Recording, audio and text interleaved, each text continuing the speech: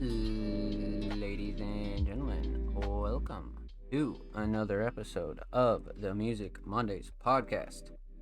Happy motherfucking Monday. How we all doing, man? This is episode 104. Hope you're all well. Hope you're chilling. And I'm your host, Dom Slays, in case you didn't know. But we have quite the show lined up for you guys. A lot of submissions to go through. A couple of things to discuss and talk about, what's coming up for Music Mondays, how we're doing in January, and a whole lot of good stuff, man. A whole lot of good stuff. So, without further motherfucking ado, let's hop right into this. So, over the last week or so, Music Mondays dropped a massive amount of content, and we have a lot of really good shit coming, but I'll dive into it later as we go along. So episode 103 of the Music Mondays podcast is available on all platforms, including YouTube. So if you're bringing us on the go with Spotify, Apple Podcasts, Google Podcasts, any of those places, huge shout out to you guys. You guys are amazing.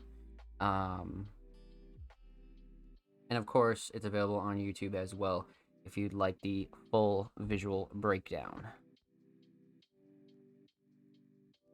Let's see, what else? Tamagotchi Massacre actually joined our staff member Ivica Glass for an episode of The Breakdown. The Breakdown episode 3 is currently live on the Music Mondays YouTube channel.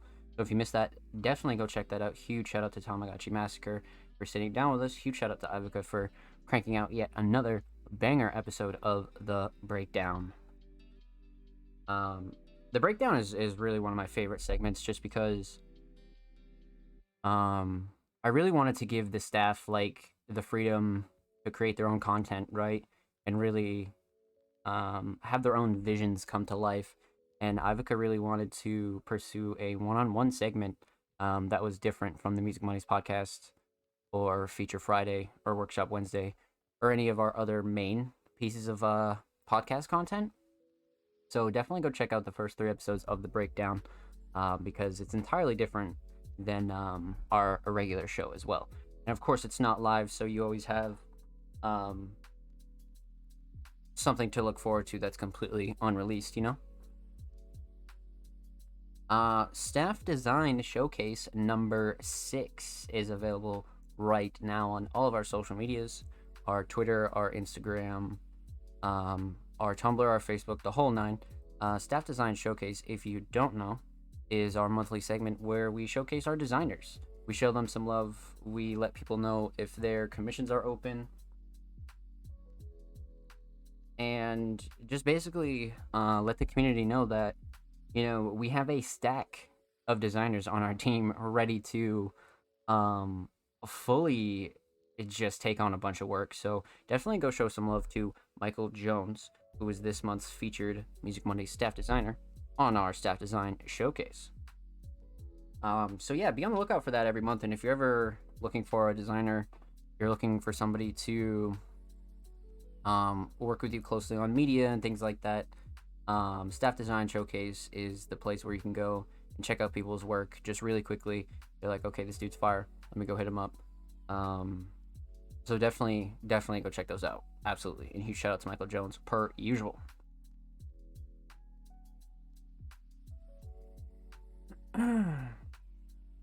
SoundCloud Sunday, volume 65 is available on our SoundCloud right motherfucking now. Our SoundCloud Sundays have just been really good lately. You our curators have this wide range of people that they always um, pick out and really just scout out some of the hidden tracks out there, man, because sometimes curators will come through with lists for SoundCloud Sunday, and I'm like, holy shit. And then, of course, we have everybody who does submit every week to SoundCloud Sunday, so definitely go check out SoundCloud Sunday Volume 65, and go check out every single SoundCloud Sunday. That one is really just a core of Music Mondays at this point, and not a lot of people are doing SoundCloud playlists the way that we do them. Especially this latest one is really such it's just so well-rounded, man. So fucking well-rounded, to be honest with you.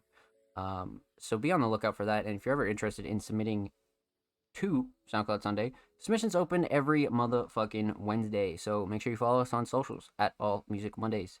You'll be able to find out when submissions are open for the podcast, SoundCloud Sunday, and a whole lot of other Music Mondays updates.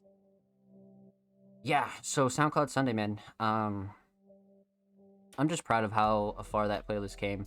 And to be honest, as long as we keep pushing it towards, the listeners, because it's for the artists, but it's also for the listeners as well, to be able to spread people's music, right? We want this playlist to really be the premier playlist for SoundCloud. So definitely go run that up. Let's show some love to the chat. What's good, TDG? I hope you're well. Happy Monday. King Mark, what's good? Welcome on in, my friend. I hope you're well. Y'all better run up SoundCloud Sunday. Yeah, no, literally, like, SoundCloud Sunday, man. It is doing swell. And it's just one of the core pieces, just because it's the essence of like where independent and unknown and underground music really thrives. And it's important to put together a good playlist for SoundCloud. Not just like everything and anything, you know what I mean? So very, very important, my friends. But what's coming up next for Music Mondays? Well, we are about halfway through January. Of course, we have In Case You Missed It Monthly coming through for December. That'll be dropping within the next week or so. We have Aster going crazy on designs. The Breakdown episode 4. I'm not going to reveal who the guest is yet, but that'll be coming through very, very shortly with Ivica Glass as well. And one big thing that I've been working on the back end with the design team is a little bit of spring cleaning for Music Mondays, and that's why we haven't really gone forward with any major events yet, because this is something that's really important, and I know the whole community is going to enjoy it. It's sort of just like a refresh aesthetic wise, and it's something that I wanted to really kind of iron out the details of before we're just like, okay, yeah, let's just continue on to 2023. No, like, this is super important, so expect an aesthetic refresh before the end of January, most definitely before February, but that'll lead us into a bunch of brand new events. Our monthly and weekly content will also stay the same, and we'll be continuing our search for new staff members as well, whether you're a writer, graphic designer, curator, content creator, someone who wants to do YouTube for Music Mondays, things like that. So with that said, if you're not following Music Mondays on socials, please do so, because that's where you'll find all the latest updates for Music Mondays. Make sure you follow us on Instagram, on Twitter, on Facebook, on Tumblr, wherever you use social media, whether it be TikTok, YouTube. We are there, so be sure to show us some love and don't miss an update. Oh shit, new looks, something like that for sure. But yeah, so we're back here live. Today's Monday. That's how our week went. That's what's coming up for the next week or so.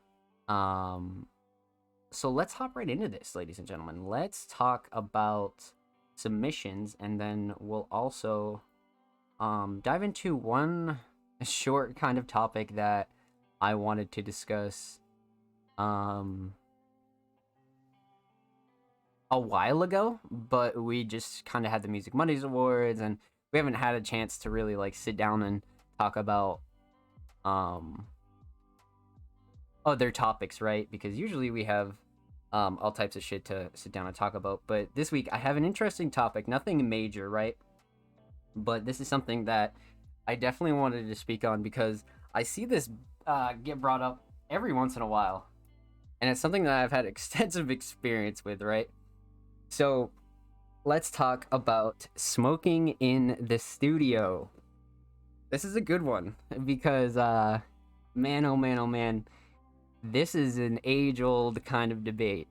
Before even I started making music, before a lot of people that I knew started making music, it's just an interesting one.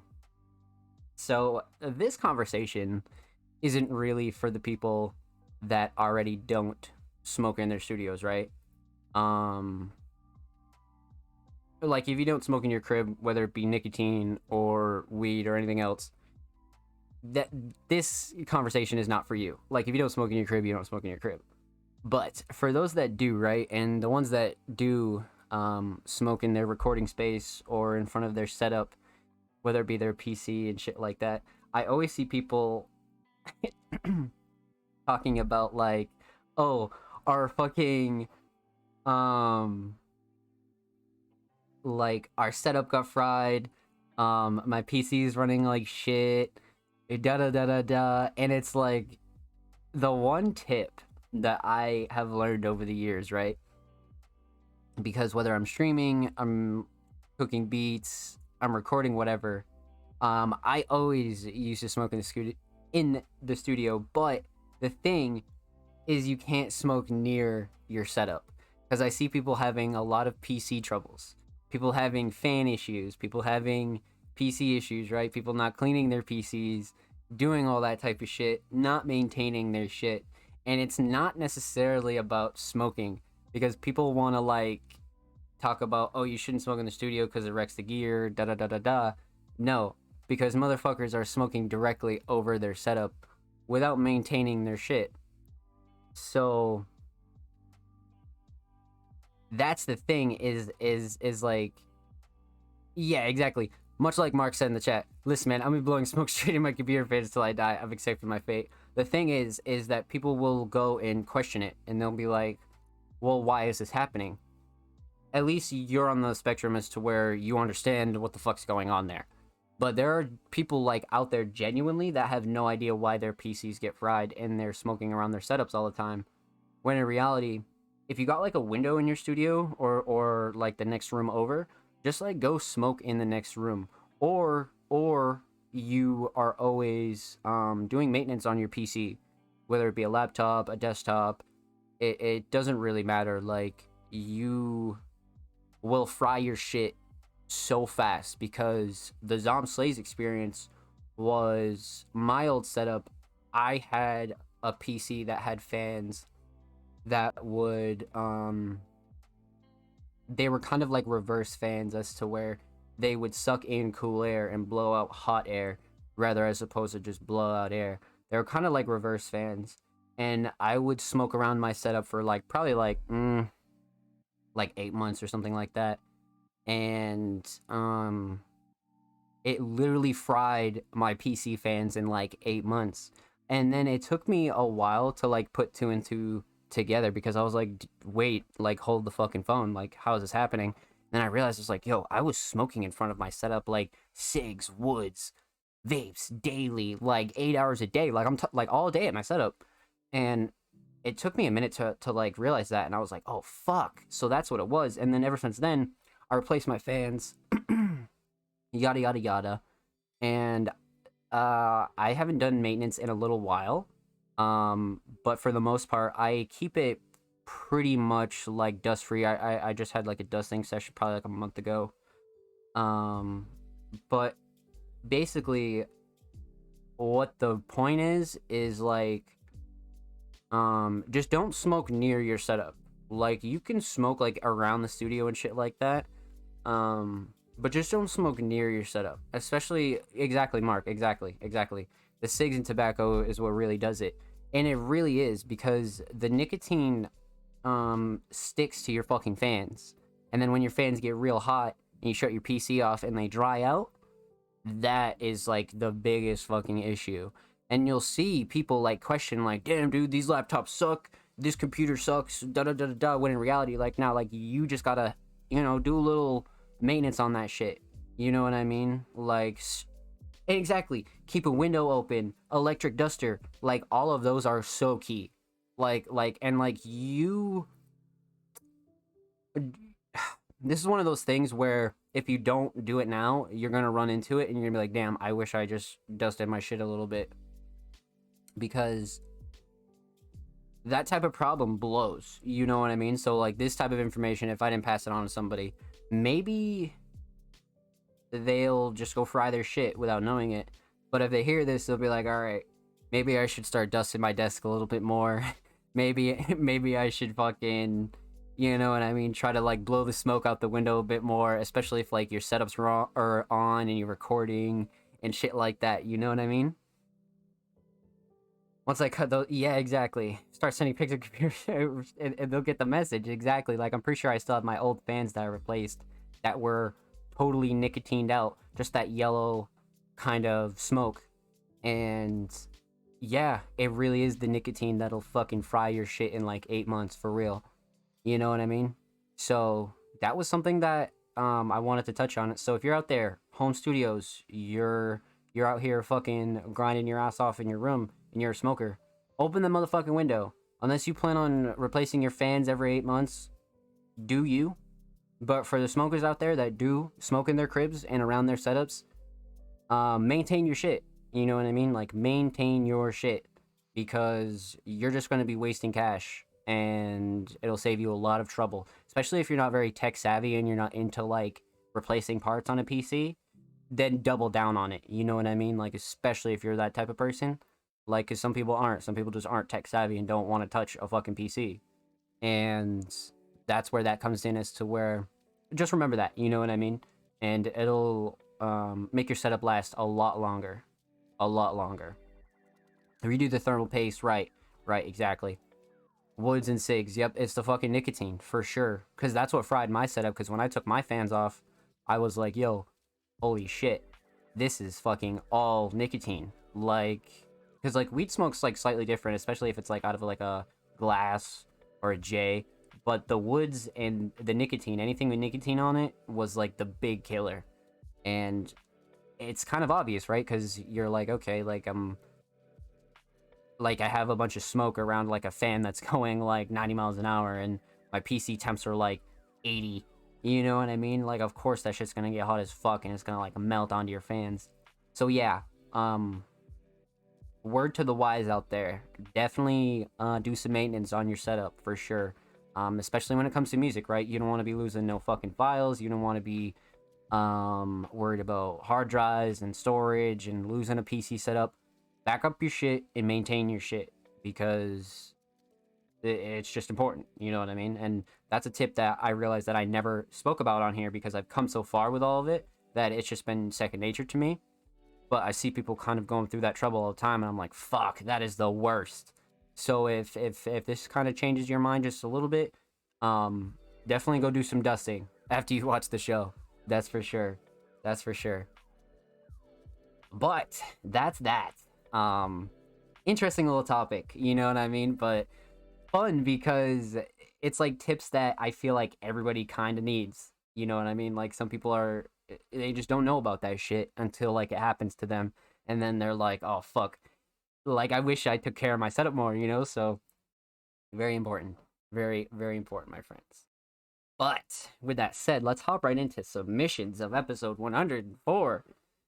I did take a scan through. We have, I think, a couple first time submissions, some returning faces, a decent amount of submissions overall, and we have a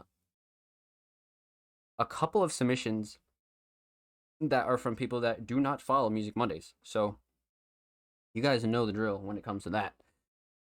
A blow a rack last year on new builds for that reason. Yep. Still bitter. Yeah, no, I remember. Mark is definitely one that can attest to that fan kind of maintenance point as to where you just got to do some maintenance on your setup. You know what I mean? Especially like I said, if you're a smoker, you know what I mean? Because that whole conversation doesn't really apply to people that don't even smoke in their crib. If you're one of those people that just goes outside to smoke, then that's all you. You know what I mean? Like you're good to go. But if you're out here like struggling and you smoke, you know, in your crib, you smoke woods and whatever, um, secret tip for you. You know what I mean? Secret tip for you. So I do heavily advise that. Shit, even streamers, fucking content creators, you know what I mean? So many people that could benefit from that because that's just one of those weird basic lessons you learn, but nobody will tell you.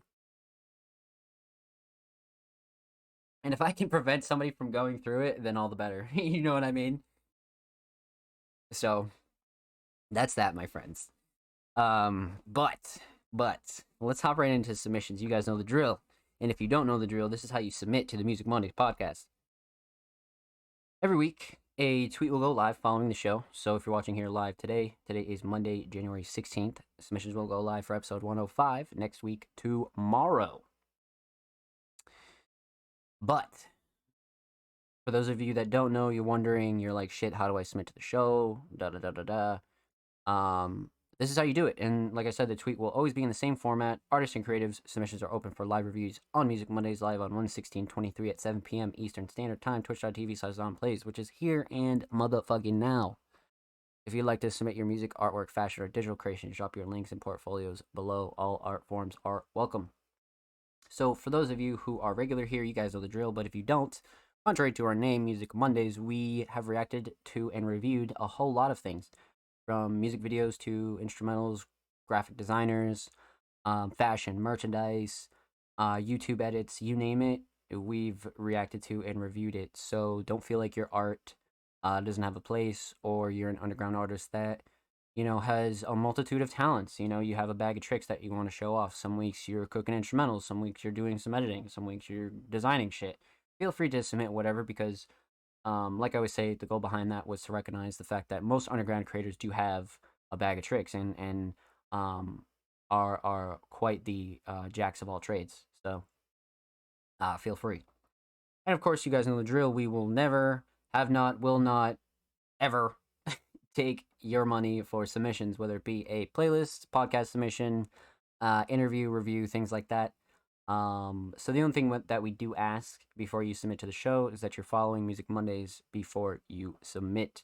It not only helps the page grow, but it pays respect to all the people that do wait every week to get their tracks played and heard and submitted and things like that.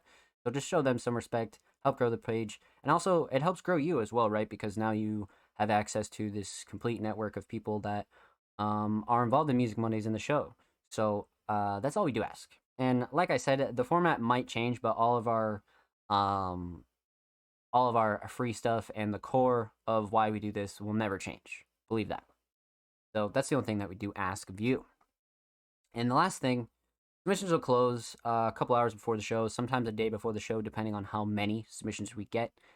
We try to keep the show around 3 hours or so, just to keep it consumable for a fair amount of people. I feel like 3 hours is just about the max you could really go for a podcast. Because the people that are really into podcasts, like really, really into them, are listening to them at work, when they go to bed, things like that. So we try to keep it below 4 hours. So you'll see submissions close varying on how many submissions we do have.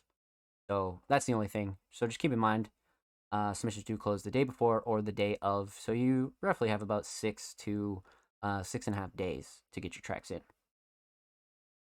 But other than that, ladies and gentlemen, that's the rundown on how to submit to the Music Mondays podcast. Like I said, we're always growing, things are always changing, but the core of what we do will always stay the same, my friends. But let's dive in, and our first submission of the night is the homie Cole Gerard. Many of you know Cole for engineering, but Cole has been doing a lot of work on vocals and has been putting out a lot of tracks and has been showcasing a lot of unreleased to the Music Mondays community.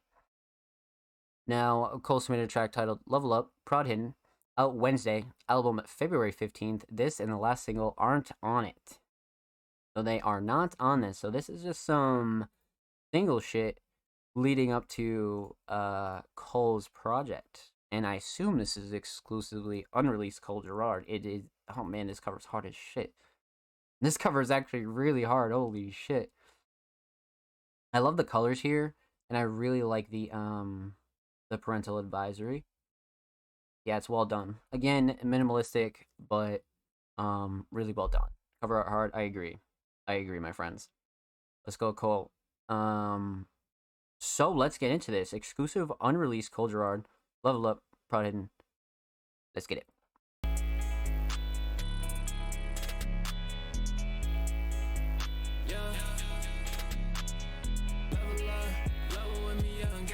Sleeping out the TV, I made tracks. This a reference, niggas stop swiping through them hating niggas. I don't see them as lit.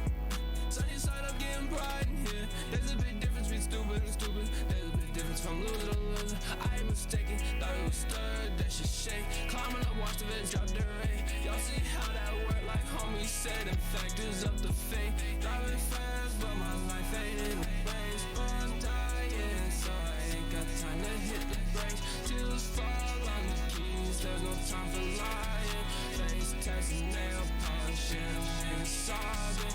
Y'all ain't niggas Damn. crying. See that shit, I may not be around next time you crying. Yeah, these facts not facts, be the change I wanna see. I'm trying, more or less. Some of this shit I care about more than the rest. Sometimes I keep fucking Hey. driving fast, but my life ain't in a race. But I'm dying, so I ain't got time to hit the brakes. Tears fall on the keys, there's no time for lying. Face testing, nail polishing, niggas sobbing. Y'all ain't niggas crying. See that shit, I may not be around next time you're crying. Yeah, these facts not facts, be the change I wanna see. I'm trying, more or less. Some of this shit I care about more than the rest. Sometimes I keep fuss when I shouldn't. Okay. Okay. Yeah, that's a nice little heater right there. What did that clock in at? It's a 136. Yeah, not bad. Not bad at all. One of those kind of like tracks that you just got to replay like over and over again. And yeah, huge shout out to Cole for the little King Mark shout out there. That was nice. I like the wordplay there. So, you guys know the drill. We're gonna talk about three things here. We're gonna talk about the instrumental. We're gonna talk about vocals and talk about the overall theme of Level Up. Now, instrumentally, we've heard Cole work with Hidden quite a lot recently. So we've gotten a nice kind of sample taste of Hidden and really what to expect. And one thing you can definitely expect is a very, very solid mix when it comes to the instrumental. And on top of it, like it just has this kind of almost a rage influence, but it's a bit more toned down and a bit more like it's just like slightly more fast paced as well. Like there's a couple more elements kind of sprinkled in this kind of instrumental, and I noticed Cole really has been gravitating towards them, and has been doing a really good job doing so, to be honest. So, instrumental's great. Hidden, I feel like, is a really good kind of duo for Cole. If we're being completely honest, I feel like they work really, really well together. So, instrumental solid. Let's talk a little bit about vocals. Vocals. So, per usual, kind of kicking off with a solid Cole mix. That's kind of to be expected. I can't sit here and say I'm really fucking shocked, right? Not shocked at all that Cole kind of has a very, very solid mix when it comes to this. But I feel like one really big shining star here is not only the writing, but I would have to go even further and say that the hook here and like the kind of wordplay with face tats and nail polish is really just A1, to be honest with you. And it's like easier to pick up on because the track is a bit shorter. So I feel like the hook gets like a lot of recognition here. Just kind of one of those like in and out kind of tracks. You're just like, oh, play this quick banger. Oh, it's over. You know what I mean? So it's like, fuck. So I can see this one really getting a lot of love. Um, it's a perfect balance for a short track, but easily the shining star here has got to be the hook, and I really like the flow on this. It's very like chill, but it keeps that Cole kind of energy to it almost. So instrumentally solid. I like Cole working with Hidden a lot.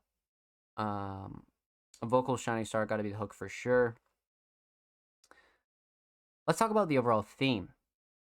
Aesthetically, um, top 5 Cole covers for me, definitely. I feel like Cole has had so many covers as of lately that have been like really, really fucking A1, like extremely A1. Um, but this one just it has this like futuristic look, but I think what really like sells it for me is the color palette and the color choices. I just feel like everything blends really well, for being what it is. So aesthetically, it really nails it, especially for being one of those kind of like short tracks. I feel like a cover like this, you're like, boom, that's that. You know what I mean? Like people are gonna associate this cover with this track for sure. Now, the overall theme, um, you know, level up is an obvious kind of theme as to where you're like, okay, but again, Cole is really breaking it down and almost writing a track about leveling up, sort of in the aspect that it's like it, I feel like Cole's writing has been very much about the past and about the present. I feel like Cole writing wise is becoming, I don't want to say like super deep, but there are a lot of like really good lyrics and meanings here. To just really dig into when it comes to just a simple um kind of subject like level up or leveling up or just kind of like moving forward in life.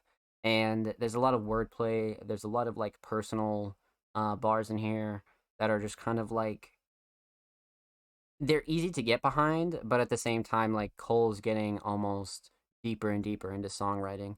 And whether it be just like subtle bars, you can just tell that it's like maturing and it's just becoming more and more personal, which I think is a great thing because Cole knows how to keep it personal with verses, but at the same time, like make hooks that are very much like palatable for a first time listener.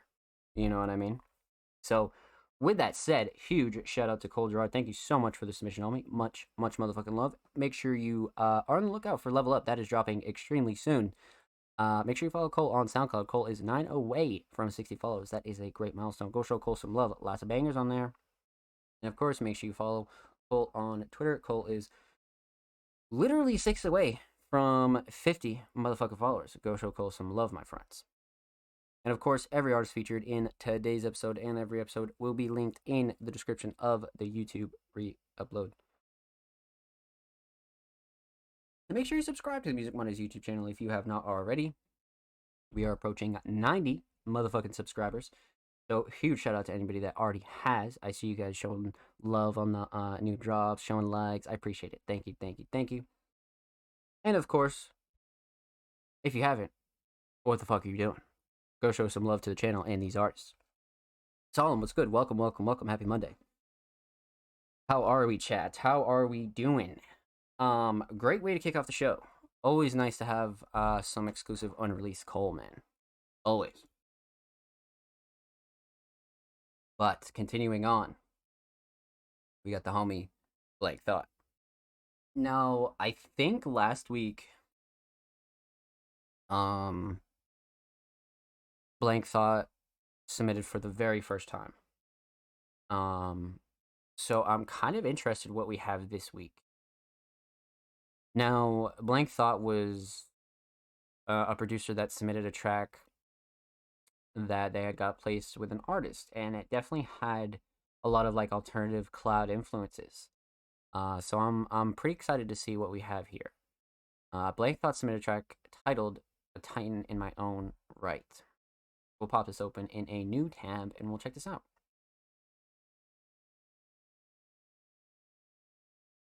Okay.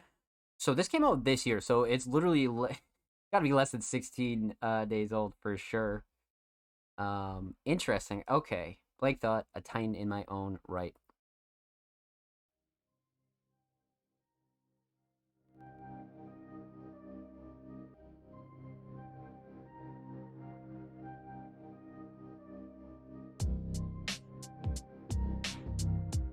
Wow.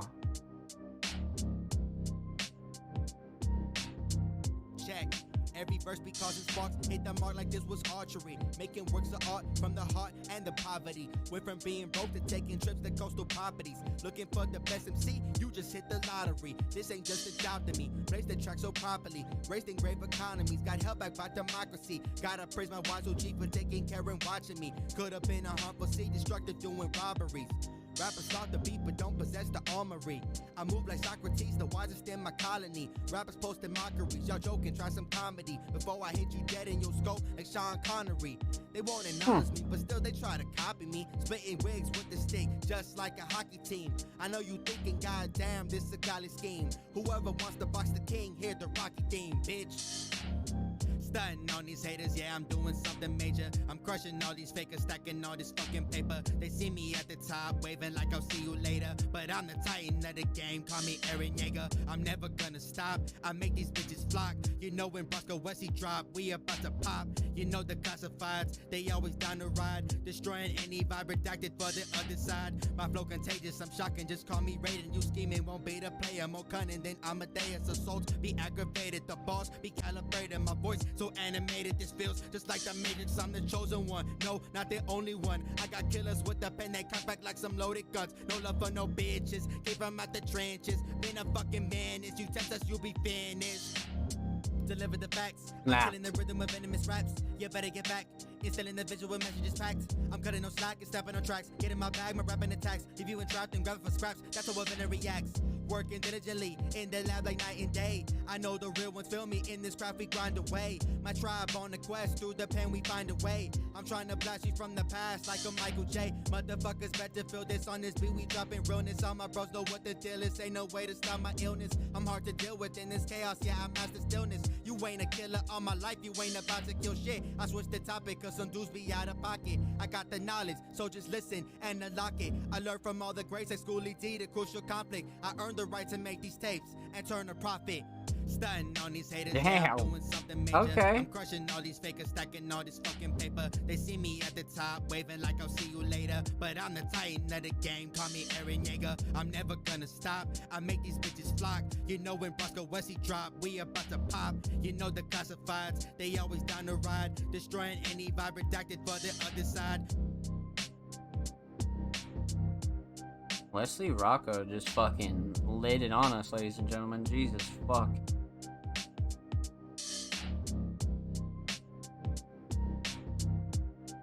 Okay. Wow. Much to dive into here. So let's get into it.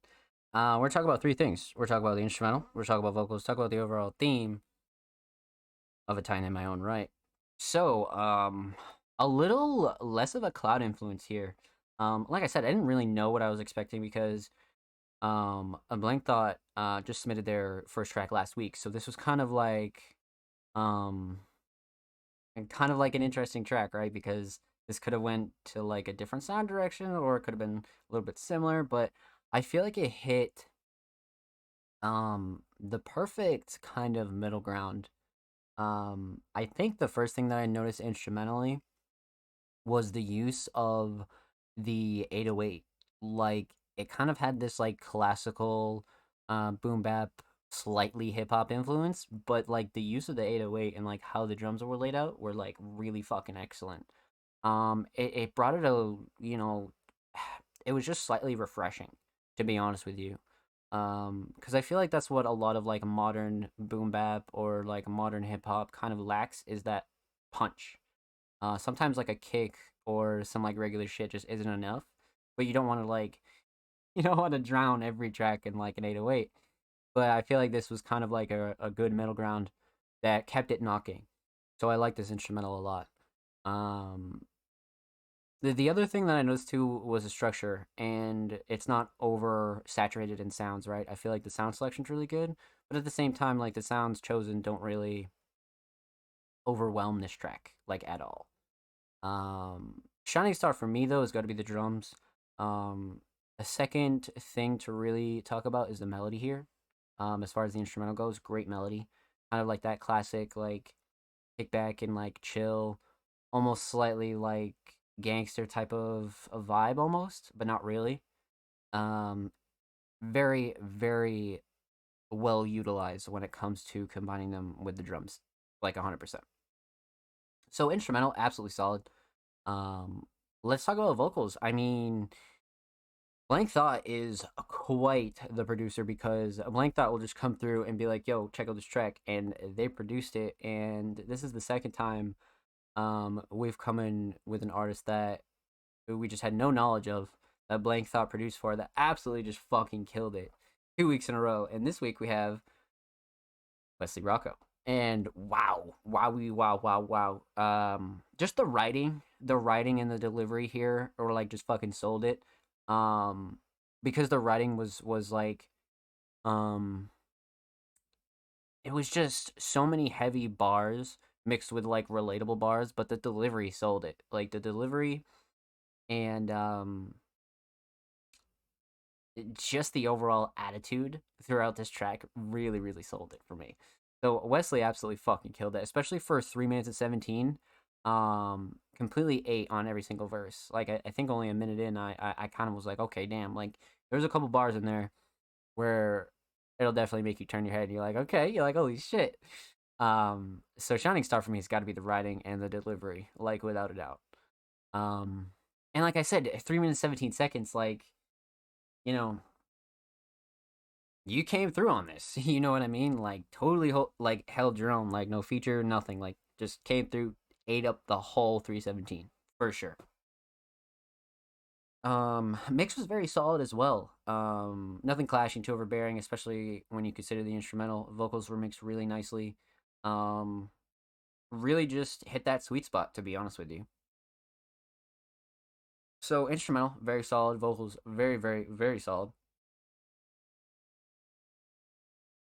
Let's talk about the theme. A Titan in my own right. Now, aesthetically, we have this almost lone wolf kind of inspired cover, but it's bringing that winter kind of cold feel for me, which I very much feel like um totally like matches up with just the attitude, to be honest. And it looks like Winter Break is a Blank Thought album. So this is the cover to a complete album, which kind of makes sense, right? But this is just one single track off of it. Um, but it definitely still brings that kind of like lone wolf, um, on my own kind of vibe for sure. Um, but also very cold as well. So perfect kind of winter vibe right now, especially if you're in the States, you know? But the overall theme, a titan in my own right. I mean, Wesley kind of touches on quite a few things here, but you kind of have this very much um headstrong attitude throughout this whole track, and I think the cover kind of complements it. And not that that was intentional, right? Because this is just the album cover. Um but I do feel like they relate really well. And I feel like Wesley just kind of speaks from the heart and almost eh, kind of with anger, but at the same time, um, almost like not caring. There's quite the story to be told here, mixed in with a lot of bars that people can relate to, right? But overall, Wesley's bringing this kind of very much aggression on this track, but not the aggression you're kind of thinking of. Um, more so attitude and almost getting like a fed up kind of vibe. And I think that's really great because it was delivered in such a passionate, emotional way that it was super believable. You know what I mean? Like super believable and relatable at the same time.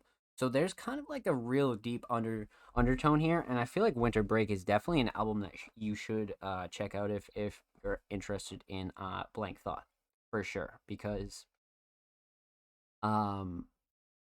if this track is any indication, along with the track that we heard last week, the whole project has got to be a banger, for sure.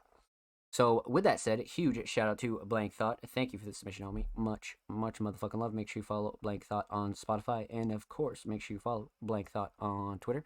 Blank Thought is literally 10 away from 580 followers. Go show Blank Thought some love. And of course, every artist featured in today's episode and every episode will be linked in the description of the YouTube re-upload. So, make sure you go subscribe to the Music Mondays YouTube channel if you have not already. We upload 2 times a week. Full podcast episodes, exclusive segments, a whole lot of good stuff is available on the channel.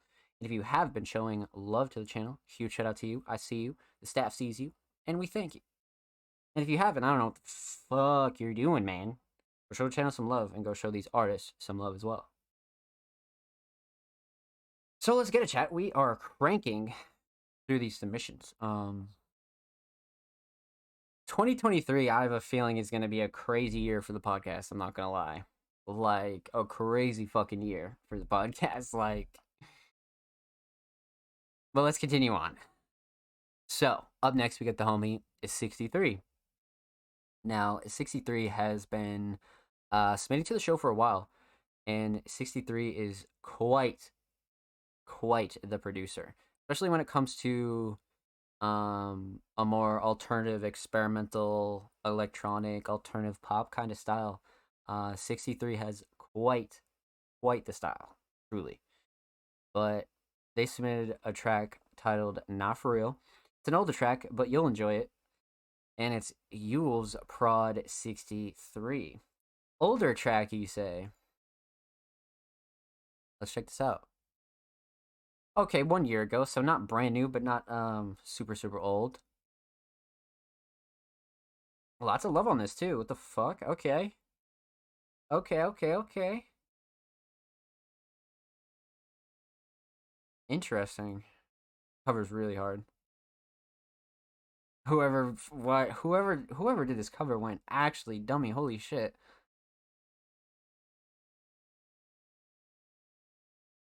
Yeah, that cover goes really hard. Okay, let's get into it. Yule's Prod 63, Not For Real.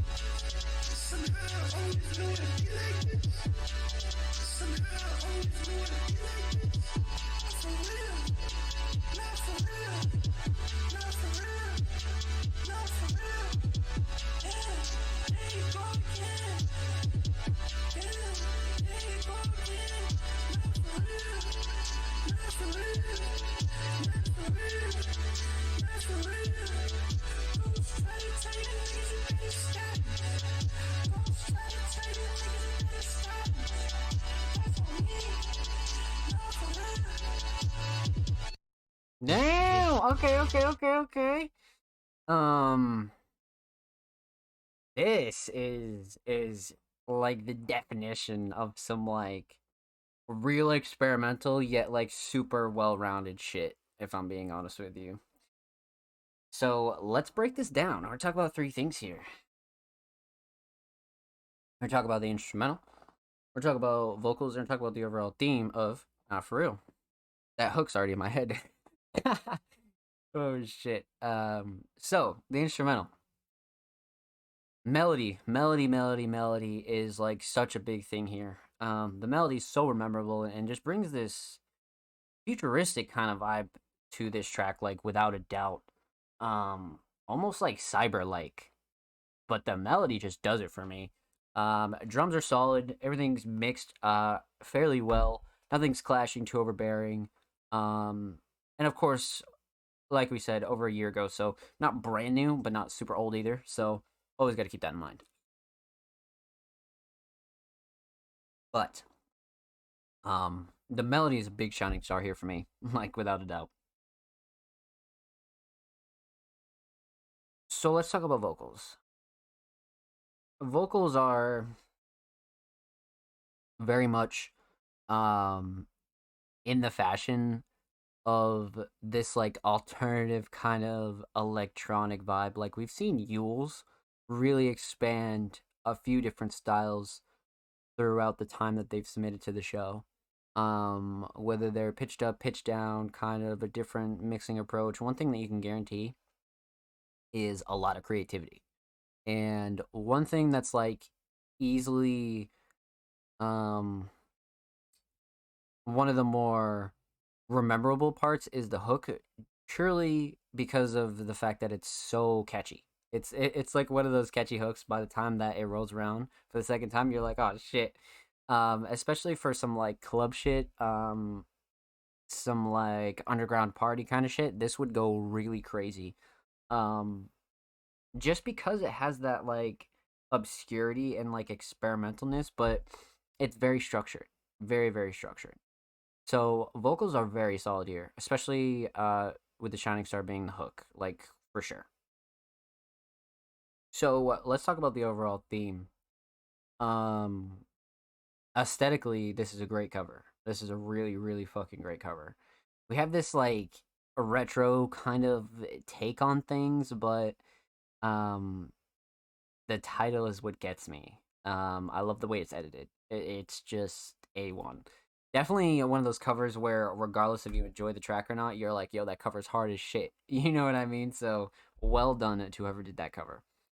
But the overall theme of Not For Real, like, obviously, you're not going to find any, like, super deep, underlying meaning here. It's very much like a turn up kind of party track. But Yules is also speaking a little bit of real shit. You know what I mean? Like, somehow I'd always knew it'd be like this. Like, there are some, like, little nods to, like, the overall point, but the way it's sonically structured, it's just very much a turn up party song kind of deal.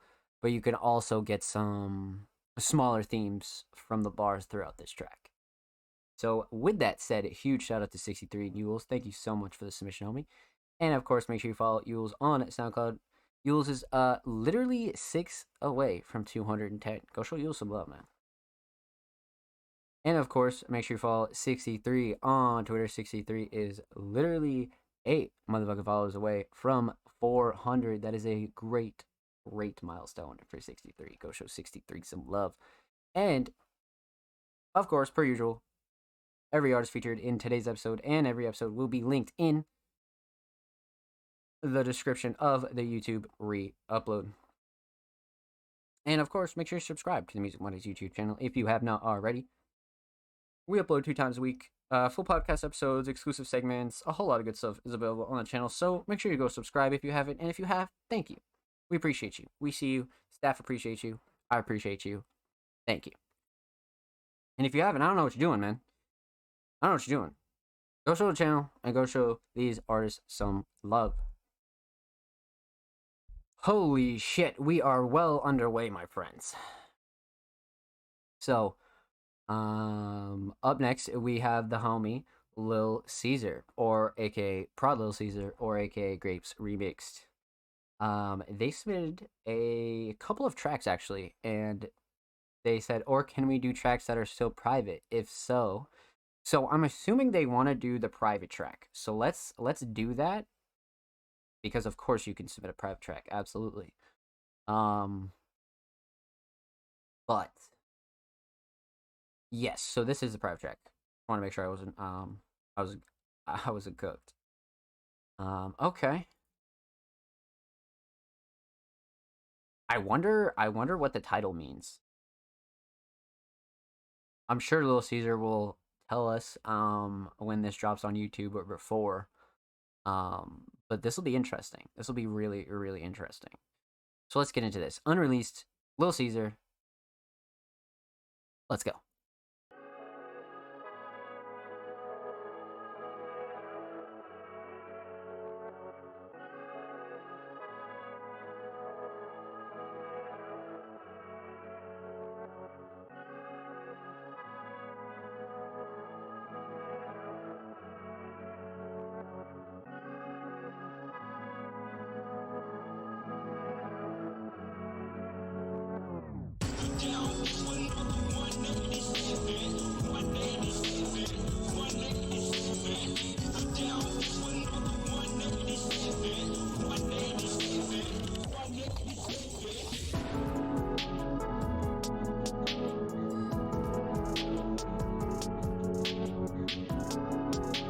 Damn.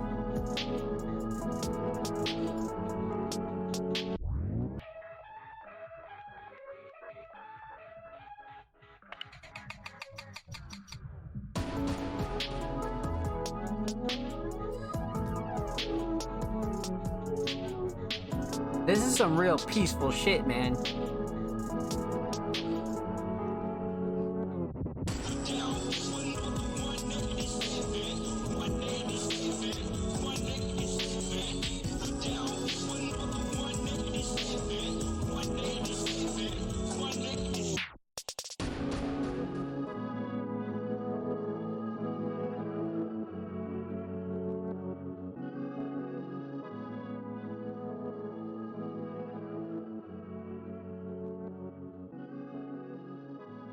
I'll tell you right now, one thing that I really enjoyed about this was the vocal sample. I feel like the sample was really well utilized in this. I'll tell you that right fucking now, for sure. Okay, so let's break this down, man. Obviously, no vocals, so we're gonna talk about two motherfucking things. We're gonna talk about the instrumental and talk about the overall theme of this track. So, right off rip, crisp, crisp, crisp fucking mix. Like, truly a really crispy mix. Um, Especially for what it was, right? Like, if you're gonna take this approach with like these kind of calm, chill, kind of cloud-like beats, you want to try to make the sounds that you use take up as much space as they can, right? Mix them wide as fuck. Put some fucking slight reverb on there. You know, make your kicks and drums like really knock. And this is one of those examples where it does well if you do that. You know what I mean? Like, you don't need an 808, you don't need a bass, you don't need another counter melody. Like, this is like perfect, you know? Perfect. But mix very, very solid. Shining Star, though, I do want to say is the vocal sample, just because it's not overused. It's placed really well, and I like the structure here, especially for like a solo instrumental release. This could do really well as like a solo producer track. Just because it has a lot of variety. It doesn't stay too repetitive at all. Much like in the fashion that you'd create a beat for an artist, right? You know, you'd go hook, verse, hook. Like, here, you're kind of getting a little bit more of a twist and turn. That's what I love about producer tracks like this. You get to swag them out a bit more than you normally would, you know, if you were cooking up for an artist. That's another thing I like about this. Kind of went above and beyond with the creativity, which is nice. And of course, clocking in at a minute 55, totally consumable for the average listener. Definitely something you could throw in a playlist. Somebody that could throw in their instrumental playlists because there's a lot of people out there that just like to enjoy instrumentals. This is definitely right on the money for sure. So this instrumental is perfect. Let's talk about the theme. Now, cover wise, this is really, really insane. The font's really good. I like the colors here. I like the opacity. Like I like the small things about this. Because it's not like too overdone, but you get this kind of cloud sanctuary, peaceful kind of feeling, much like the instrumental gives you. But if, I do feel like this cover like absolutely nailed it. Now the overall theme is a little hard to tell because this track title we would have to do some research on. But I will say the feeling in the cover and the sounds are just really well wrapped together. And I feel like that's something I've said before about Lil Caesar projects as to where whether it's an instrumental, a song that they produced, like they're very good at making their aesthetics match their sounds. Very, very good at that. And I think that's something to be talked about for sure. Very typical. So with that said, huge shout out to Lil Caesar and letting us premiere this exclusive unreleased track of yours. Make sure you follow Lil Caesar on SoundCloud. They are literally 10 away from 230, and we don't even follow them back. Shame on us. Let's hit them with a follow. All right, so now they're only 9 away. 9 away, my friends. So go show Lil Caesar some love. And of course, make sure you follow Lil Caesar on Twitter at Grapes Remix. 3 away from 420. Also a very, very dope milestone, my friends. So, with that said, per usual, every artist featured in today's episode and every episode will be linked in the description of the YouTube free upload. Make sure to subscribe to the Music Mondays YouTube channel if you have not already. We are approaching 90 motherfucking subscribers. So, huge shout out to you if you already have, and if you haven't, please go do so. We upload 2 times a week. Full podcast episodes, exclusive segments, a whole lot of good stuff on the channel. So go show these artists and the channel some love, my friends. So, up next we have the homie Offspring Mysterious, and I don't know if this is a visual. I want to say it is a visual just because it is a YouTube link, so we'll probably wrap back around to this. We'll go through all the audio first, and then we'll go through the media, the music videos and shit like that. So we'll backtrack around to Offspring as soon as we roll through the audio.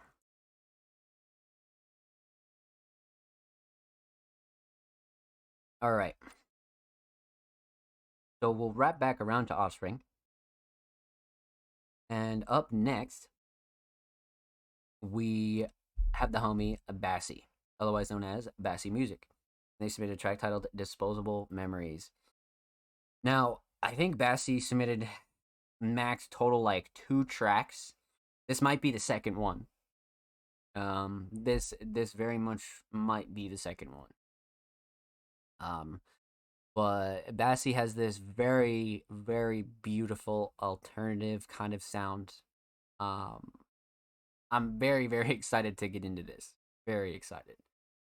Just because their first time submission made an insane impression. So let's get into this. Bassie, Disposable Memories. Let's go.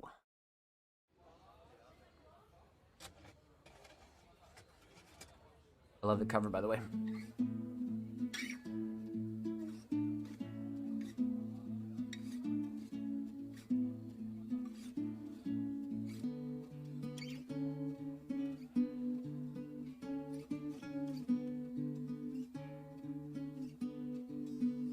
Steady your hand, did it turn enough?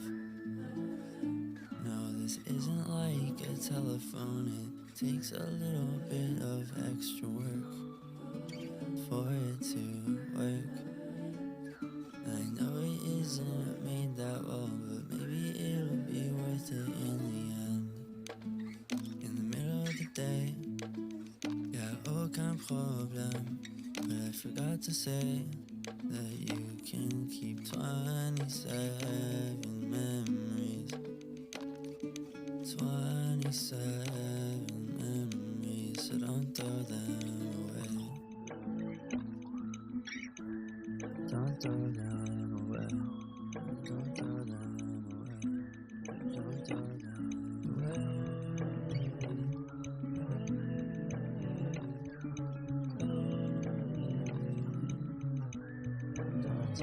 Keep count of the number, sleeps out, don't remember, disposable memories, tearing at the seams, sun's out, and it's getting colder, ghost town, never getting older. Disposable memories, tearing at the seams. Am I doing this right? How do I talk? Sois tranquille, sois détente.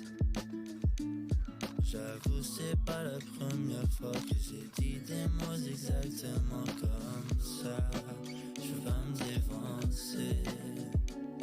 Y'a pas vraiment une manière pour savoir si t'es en train de faire un demi-tour. People talk so much these days. Can't we just go on our ways and keep quiet? Stay inside without throwing them away. Don't throw them away. Don't throw them away.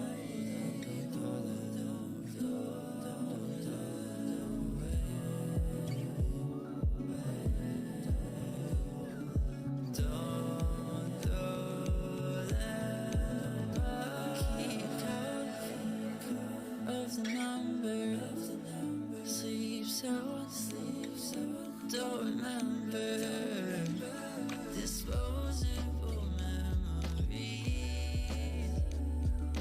tearing at the seams, and it's getting colder, ghost town, never getting older, disposable memories, tearing at the seams. Count, 'cause it's not forever. Slow down, we can do it together. Oh, disposable memories, tearing at the seams. Wow. Wowie, wow, wow. Holy shit. What nice. I very much agree. Like, holy shit. Um, the mix of English and French was just that type of shit is so, like, if you do it right, it sounds so fucking nice. So nice. All right, let's break this one down. So, we're talking about three things. We're talking about the instrumental, we're talking about vocals, and talk about the overall theme of Disposable Memories. And we got Bassy Music in the chat. I'm glad you like it. Well done, my friend. Well done. So, let's talk a little bit about the instrumental. We have a very, very simple instrumental, but the thing with this instrumental is it absolutely makes sure that every corner, space, and gap is filled. Especially when it comes to acoustic instrumentals with like minimal kind of drum work and things like that. You have to make sure they're mixed to like a T, and I feel like this one is really mixed to a T. Again, much like the last track, you could feel the emotion in just the instrumental alone. Like literally just the instrumental alone.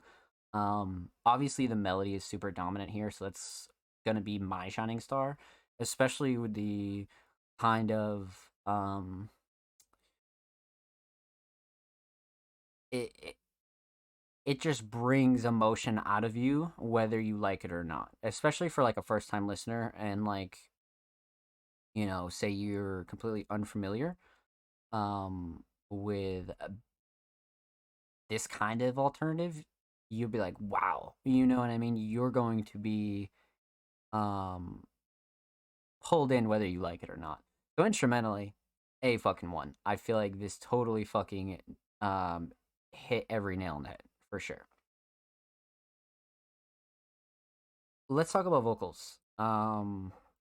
The mix right off the bat is just fucking stellar. Let's just get that out the way. Mix on the vocals is just, again, much like the instrumental, taking up as much space as possible. Nothing's clashing too overbearing with the instrumental. Vocals are just A1. But there are so many small things that are so well done in this. Like, yes, this song clocks in at 4:17, but it's one of those songs that you don't notice is 4 minutes and 17 seconds. Not that that's like a long time for a song, because sometimes you'll just be cooking up music, and I said this for a producer like last week. Sometimes you'll be cooking up music and you won't even know a track comes out as long as it did. You're just like, damn, that's like what I wanted to do, and it's already, 3 minutes, or it's already 4 minutes. But this is one of those 4 minute tracks that you can't even tell is 4 minutes just because of the structure. And I feel like the French verse really breaks it up again. You know what I mean? Because you have the standard layout, but the hook is so pleasant that you're kind of like, you get ready for the next verse, but you're not like, okay, hurry up, get to the next verse, like some songs. This is very much one of those tracks, like I said, you don't really notice that it comes in at 4:17.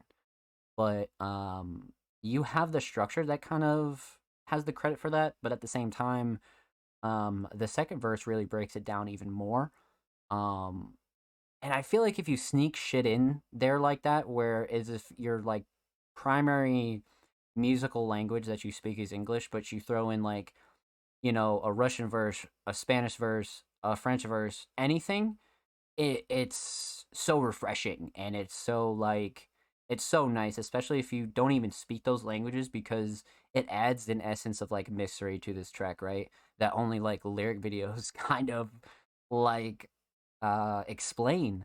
So I feel like that's such an advantage that I feel like second language speakers don't really touch on as much. So I feel like they should, you know what I mean? Um, if you have the creative imagination to really fit, say a French verse or a Russian verse into your tracks. One of the people that comes to mind is Convolk, right? Convolk was another artist that really made Russian verses almost standard. You know what I mean? There's like three really good songs that kind of sneak in those second language verses, and it's like, wow, you know what I mean? But it even doubles down on a track like Disposable Memories when it's super emotional. And like I said, it adds to the mystery of the track. So I feel like, again, that's another really big shining star for me. But all in all, the vocals are just really insanely well done. Structure's another really big thing here. So let's talk about the theme, my friends. Aesthetically, like I said, I really love this cover. Very much a Zom Slays cover. I'm probably biased, but at the same time, very simplistic, very minimalistic, and very much gets the point across, right? I feel like there's something to be said about like personal and emotional tracks and covers like this. I just feel like they go together so well, so fucking well. So I feel like cover just absolutely nailed it. But deeper than that, Disposable Memories, wow. Um, a songwriting concept that we've been talking about on the show a lot is taking simple phrases and themes and really breaking them down into like almost full songs.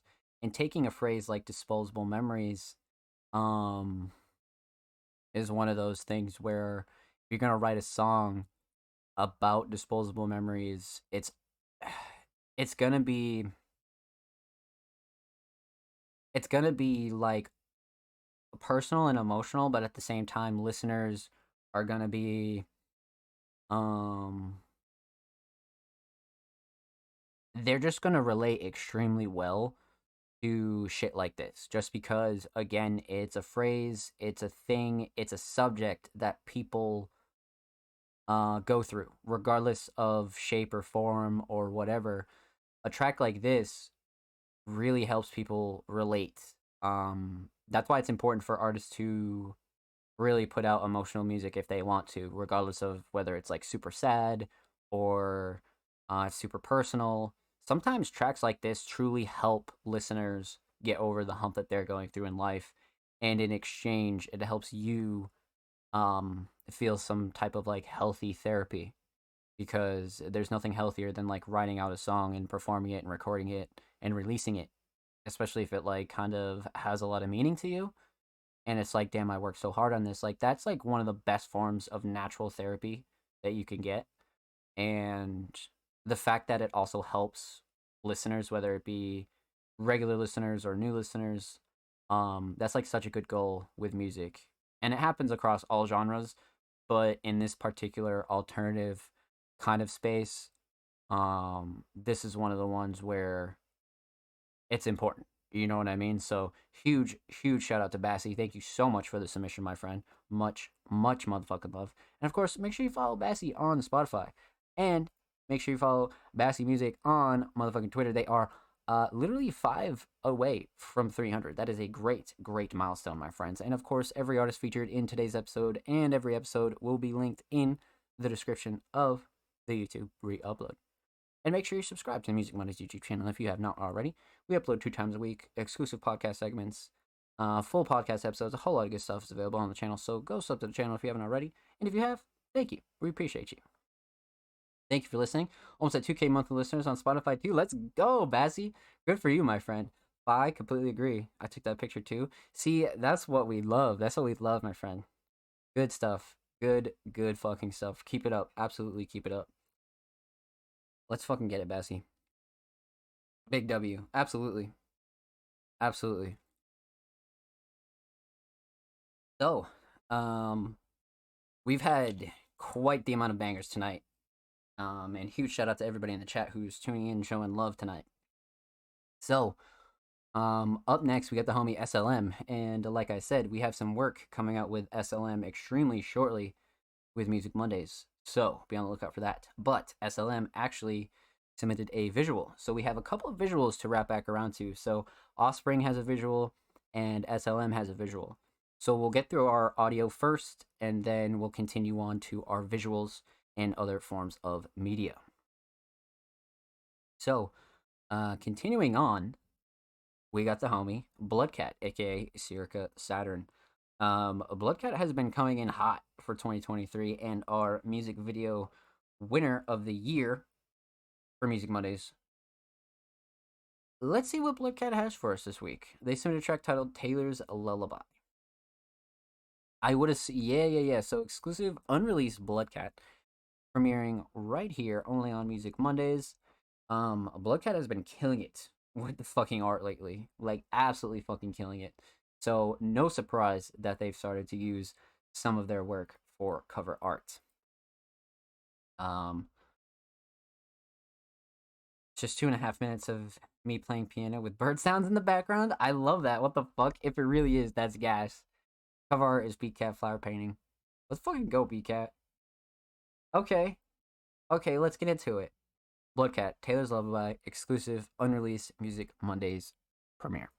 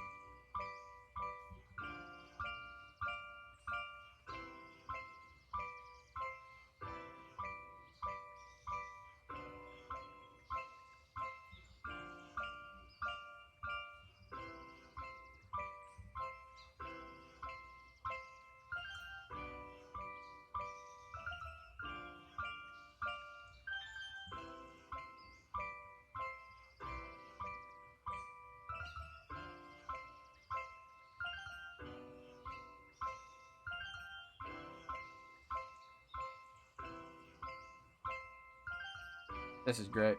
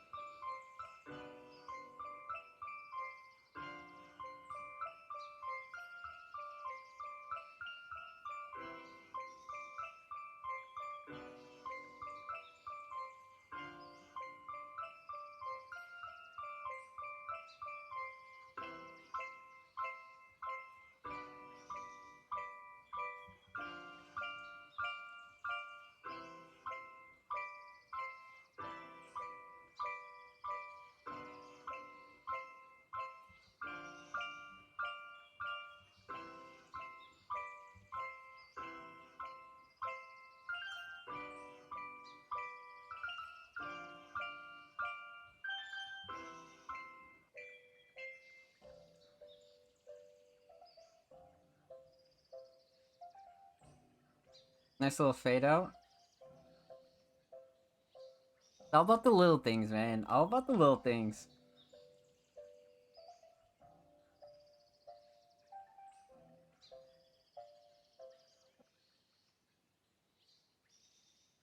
Well done. I have a couple of great things to say about this. As simple as this piece is, right?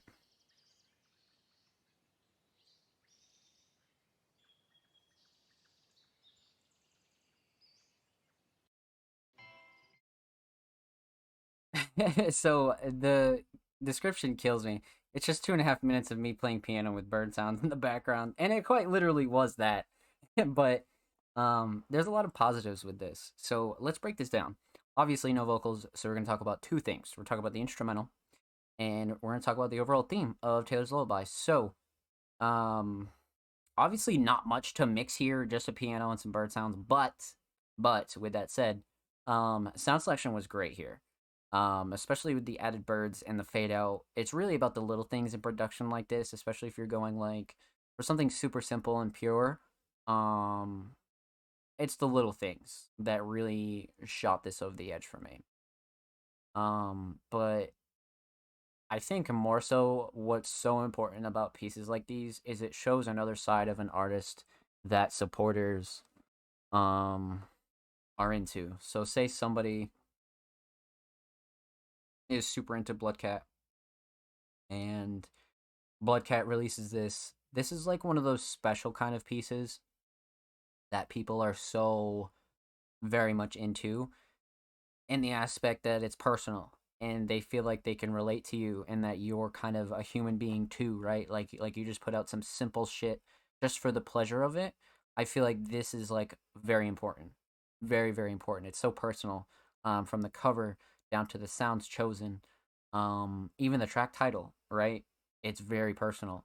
And I feel like it's like such a good addition to anybody's art to put out pieces like this, even if your main bread and butter is not being a producer, but you're still, you have the skills.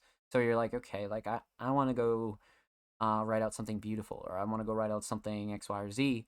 This is sometimes a product of that, and I feel like Bloodcat did a really good job trying to um, just showcase the simplicities of art and sometimes how much you can do with very little kinds of art. You know what I mean? Like this is massive, and it's literally a piano, a cover, and a bird sample. You know what I mean? But it has so much emotion and personality to it that I feel like that has to be recognized. So let's talk about the overall theme here. Um, Aesthetically, again, I feel like this cover is very personal, but on top of it, Bloodcat has been going in and really um honing their skills as a painter, and this is a great use of it. Like it was only a matter of time until we saw more and more Bloodcat works of art being used as cover arts. Like even if this never comes out or it does come out as a full release, I do feel like this cover is very personal, and it makes the track all the better, to be honest with you. So the overall theme, Taylor's Lullaby, definitely has like a very personal kind of sentimental meaning to a Bloodcat exclusively, or it could just be again like kind of like an inside theme. Um, but calling it a lullaby, I think, sold it enough in the aspect that it's like very peaceful and simple. So I think the title direction was really great, regardless of whether it's personal or not. So that's a really good thing about this. You know what I mean? And again, I just think it's great that a Bloodcat even created a piece like this, just because it shows a different side of any artist that a supporter really enjoys, or just of your art in general. You know what I mean? So really well done, really really well done. Huge shout out to a Bloodcat. Thank you so much for the submission, homie. Much much motherfucking love, and of course make sure you follow Bloodcat on SoundCloud. They are on the road to 1.4K. Go show Bloodcat some love. And of course, make sure you follow Syracuse Saturn on Twitter. Syracuse Saturn is literally one follower away from 20. Go show him some love, man. Go get him to 20. And of course, every artist featured in today's episode and every episode will be linked in the description of the YouTube re upload. And of course, make sure you subscribe to the Music Mondays YouTube channel if you have not already. We are approaching 90 motherfucking subscribers. So, feel free to subscribe if you haven't already. Holy shit, chat. We are underway, my friends. See, that was great. Like, those kind of different types of side pieces, man. Wow. Wow.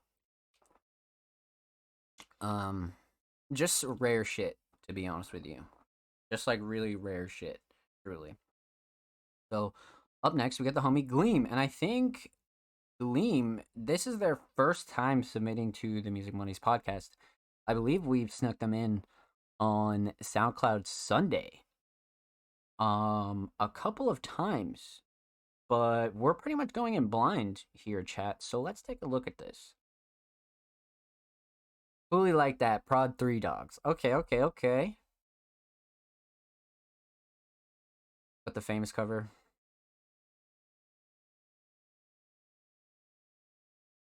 Lots of love. Okay. 1 month ago, so brand new. Let's get into it. Gleam, Fully Like That, Prod 3 Dogs.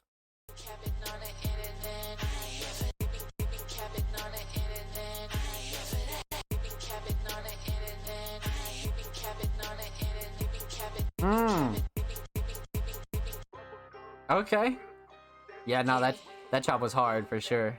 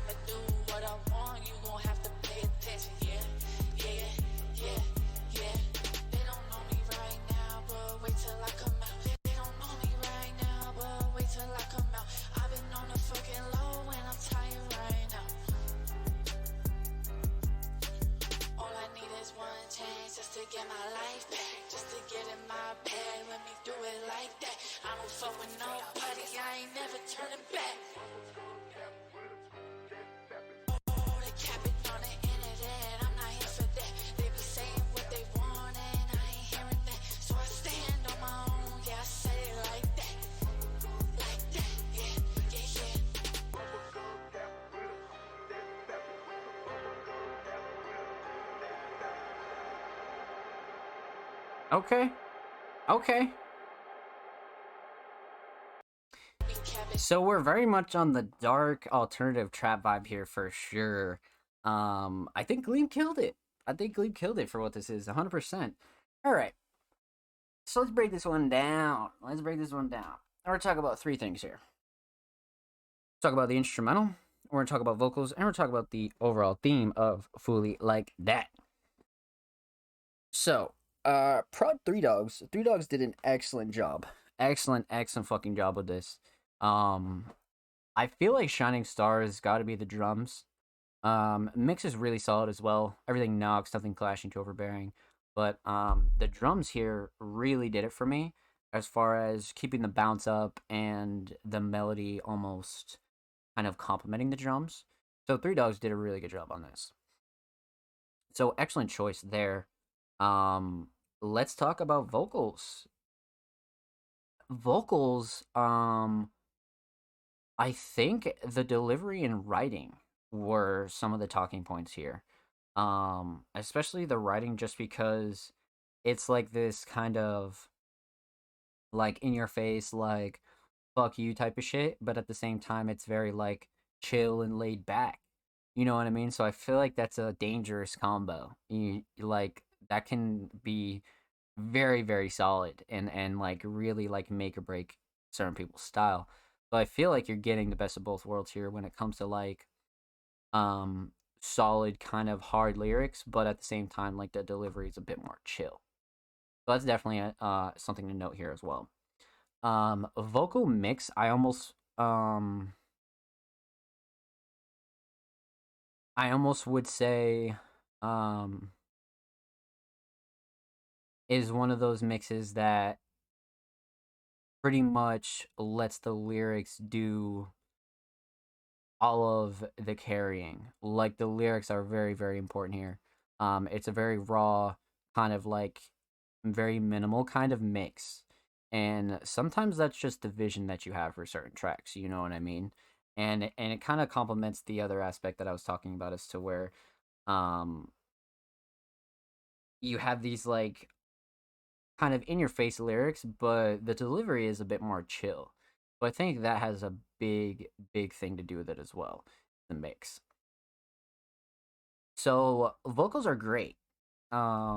Especially like how it's not like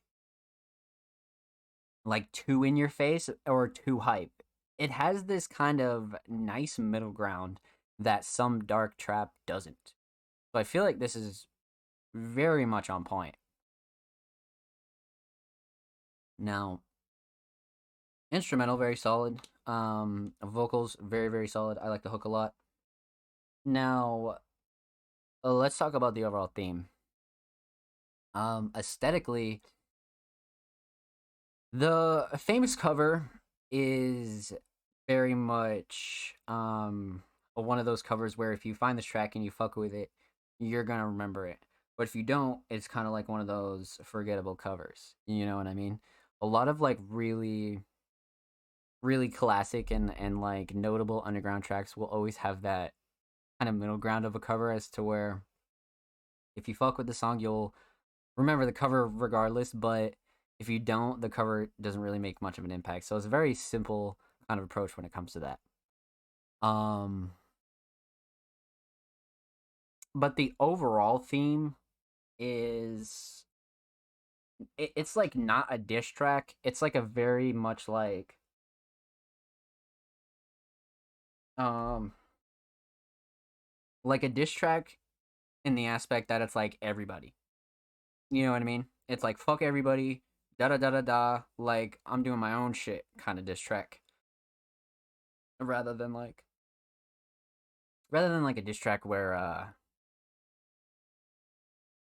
you know you're really going at like one single person or thing. This is a very much like fuck the world kind of diss track, which is very very dope, and definitely something that anybody can get behind, especially if you know you're a first time listener. You're looking for some like turn up shit. Um, this is one of the tracks for you, and I'm sure that Gleam has plenty more where this came from. So, with that said, huge shout out to Gleam. Thank you so much for the submission, my friend. Make sure you follow Gleam on SoundCloud. They are literally 3 away from 70, so go show Gleam some love, man. And of course, make sure you follow Gleam on Twitter. They are approaching literally 100, one away, one motherfucking follower away. Go show them some love, man. And of course, every artist featured in today's episode and every episode will be linked in the description of the YouTube re-upload. And make sure you subscribe to the Music Mondays YouTube channel if you have not already. We upload 2 times a week, exclusive podcast segments, full episodes, the whole nine. You guys know the drill. And if you haven't, what are you doing? Go sub to the channel, my friends. Holy baloney, my friends. I need some water. So, we are well underway into our submissions. We have 2 videos to go back and talk about. But continuing on with audio, we have Eleanor Collines, and Eleanor does not follow the Music Mondays homepage on Twitter. Per usual, that's the only thing that we do ask before you submit your tracks, is that you're following the show and following the Music Mondays homepage, just because it not only helps grow the page, but it helps pay respect to everybody that does already follow Music Mondays, show love to Music Mondays, and waits all week for their tracks to get played, reacted to, and reviewed. So feel free to drop us a follow, resubmit, and we'll be happy to play your track on stream, my friends. So, continuing on, we have a first-time submitting artist known as Lynn. Interesting. Okay. What does her bio say? Independent artist, Caramel Music. New album out 2023. Okay, let's check out Lynn. They submitted a track titled The Chase. Holy shit, this cover is crazy. Interesting, okay. First time submitting artist Lynn. Let's break this down. The Chase.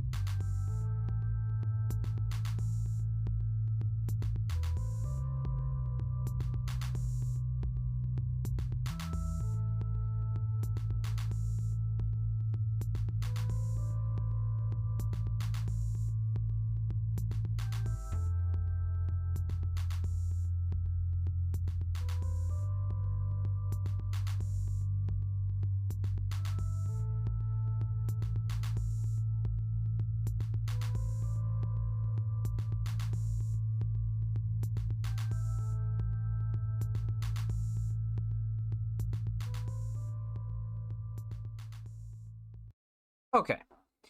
Very, very solid. And I think you all know what I'm about to say about this track. So let's break this down. We're talking about two things. No vocals, so we're talking about the instrumental, and we're talking about the overall theme of The Chase. So, let's see. Lynn has been on Twitter for only 3 years. Okay. And this track came out in 2022. So Lynn has definitely been on the grind, and that's kind of what my question was here.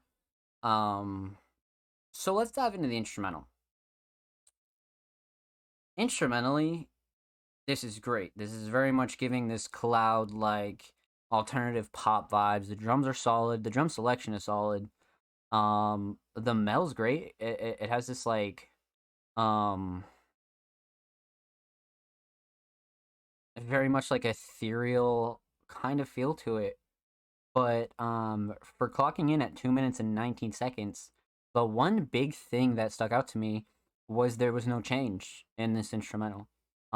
That's one big, big, big thing.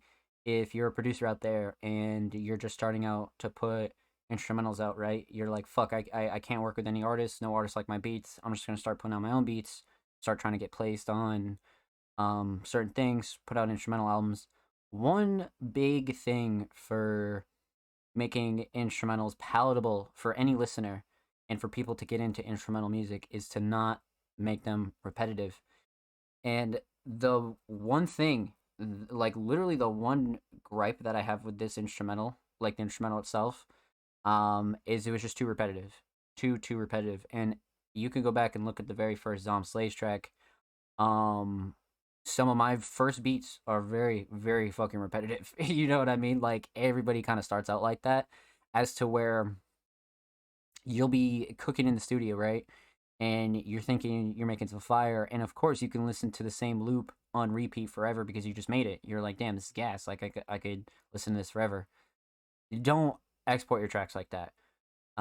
Put structure into it, put thought into it, try to break it up a bit, you know what I mean? Like, even something as simple as just taking away the drums and letting the melody ride for a bit and giving the beat space to breathe. And letting the listener breathe a little bit, right? Like, say you're in a club and you're listening to like any type of track and the drums just don't stop. Like, there's just no break at all, bro. You're just sitting in the rave, the club, you're just turning up for like 3 minutes straight, like, just don't stop moving. Like, that's the type of shit you want to try to avoid. Unless like your hook is like overly just catchy. But for the most part, especially if you're going to be releasing instrumentals, that's one big thing you want to remember. Try to break them up. Try to give the beat a break. Even sometimes if there's no artist on there, giving the beat a break is always a great thing. But other than that, this is very unique, very, very organic, and I would love to see more of this, for sure. So let's talk about the overall theme here. Aesthetically, this is a really great fucking cover. The cover is like, wow. Like, wow, wow, wow.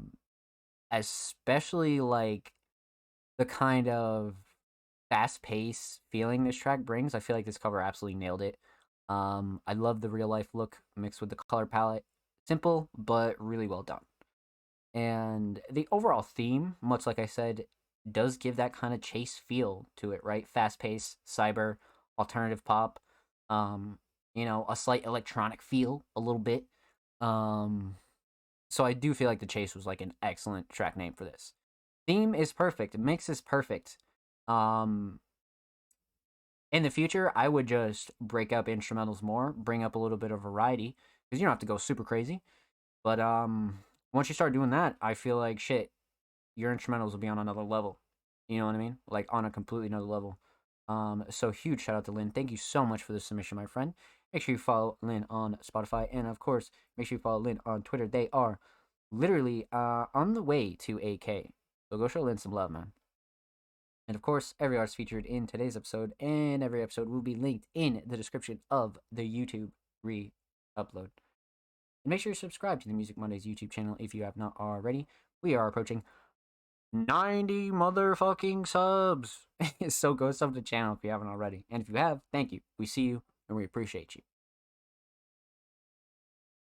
Let's continue on, my friends. I hope you're doing well, chat. Huge shout out to the late night crew kicking it with us on episode 104 of the Music Mondays podcast.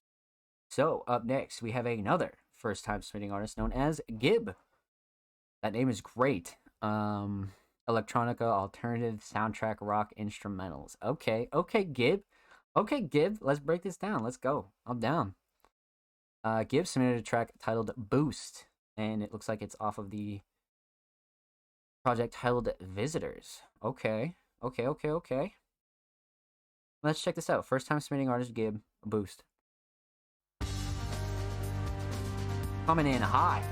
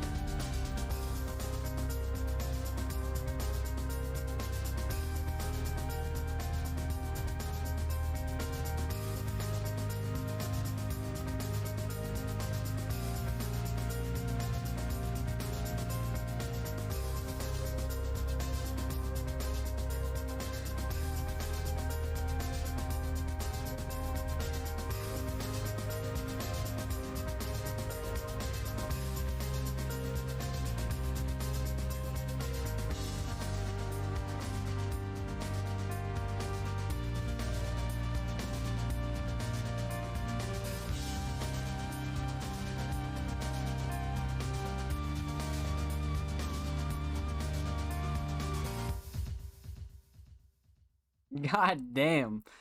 Okay, that was quite um eh, that track had so much personality, man. Like so much fucking personality. Okay. So obviously no vocals. We're gonna break down this first time submission right now. Alrighty. So we're talking about two things.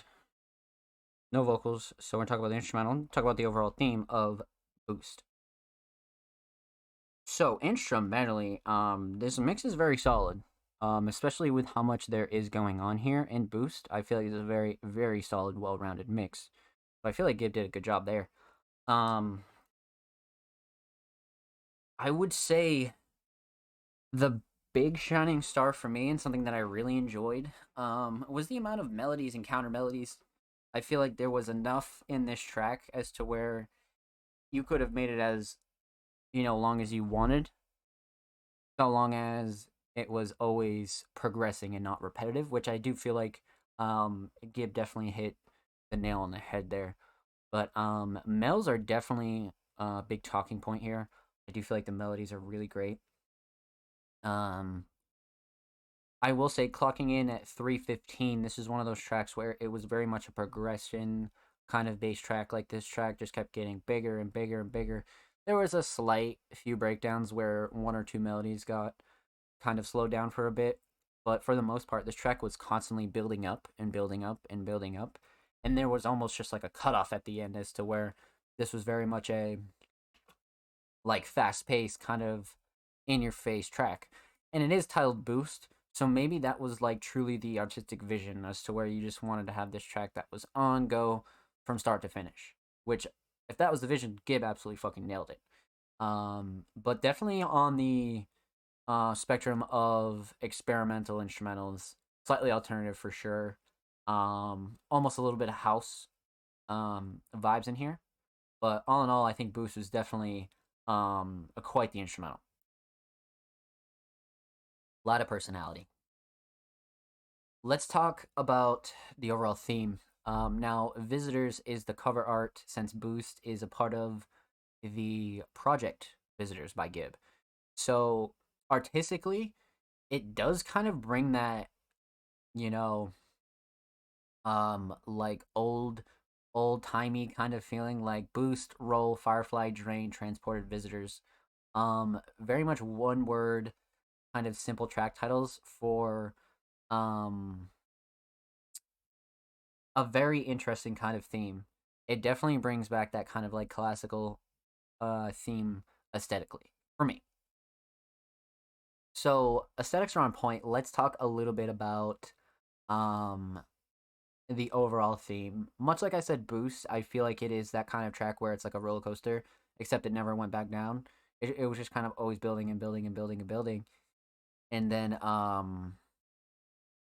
the track just kind of cuts off. So I do feel like the artistic direction was to have a track that was always building and always boosting up and just, going forward and going forward and going forward. So I do feel like Gibb absolutely fucking nailed that when it comes to making a track that's almost like in your face, always a light progressing, and at the same time not being repetitive, which is a nice balance. So huge shout out to Gibb. Thank you so much for your submission, homie. Much, much motherfucking love. Make sure you follow Gibb on Spotify. And of course, make sure you follow Gibb on Twitter. Gibb is literally on the road to 15K. So go show Gibb some love, man. And of course, every artist featured in today's episode and every episode will be linked in the description of the YouTube re-upload. And make sure you subscribe to the Music Mondays YouTube channel if you have not already. We are approaching 90 motherfucking subscribers. We upload 2 times a week, full podcast episodes, exclusive segments, a whole lot of good stuff is going down on the channel. Make sure you go show the channel and these artists some love. Let's fucking get it, chat. Quite the night. Quite the night. So I think we're about halfway through. We got the homie Cole, Blank Thought, 63, Lil Caesar, Bassie, Bloodcat Gleam, Lynn, Gibb. We are almost halfway through. So up next, we got the homie Yules. Now we heard a little bit of Yules last, probably like a couple submissions ago. with the 63 submission. So we're about to double up and check out some brand new Yules. I believe this did make it on to SoundCloud Sunday, but we're going to react to it here on Music Mondays podcast. The cover is crazy. Whoever did this cover did an excellent fucking job. But yeah, cover is really, really crazy. So Hang 10 featuring Silva, Rod Staz. Let's check this out.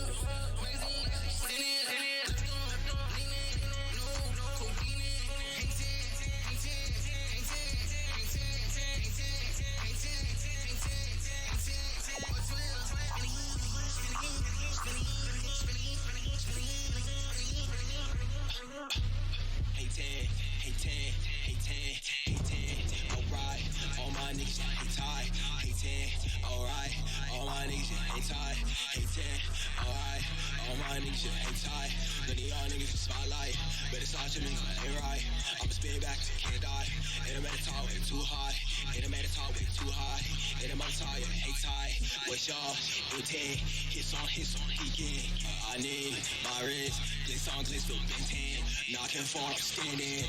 All of these niggas they blending. Sad nigga play pretend. I don't fuck with you get distance.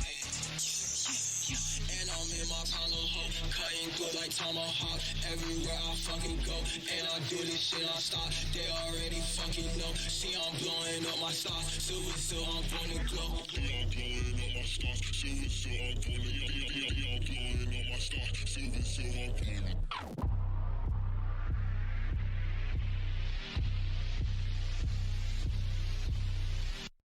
Damn. Okay. Okay, so we got a lot of like super kind of turn up tracks from Yules recently. And I think Yules does like the party shit really, really good. So let's break this down. We're gonna talk about three things here. We are gonna talk a little bit about the instrumental, we're gonna talk about vocals, and we're gonna talk about the overall theme of Hang 10. So instrumentally, Staz is not a producer that we've heard Yules work with, at least on the Music Mondays podcast. And wow. Everything from the chops down to the drum selection is really, really solid. Mix is good, nothing clashing to overbearing. Definitely hits that kind of experimental yet like alternative kind of rage style for sure. But shining star for me has got to be the drums. I really like the drum selection here a lot. But let's talk a little bit about vocals here. So, vocals, we have Yules, again, straight up, mastering the kind of style of making a party track, right? Some shit that's like you could easily turn up to. Something that, you know, it has like this kind of like specific uniqueness to it, but it reminds you of all like the elements that make party music great, but it's still very much underground and organic. Kind of a fine line to ride, but I think Yules does it really well. So vocals are really, really good here, especially when you consider like what this is. And like the other thing is Yules is almost starting to like master this kind of mix and style when it comes to their vocals. So I can't wait to see the progression of Yules, to be honest with you. But the hook is great. Um, I do feel like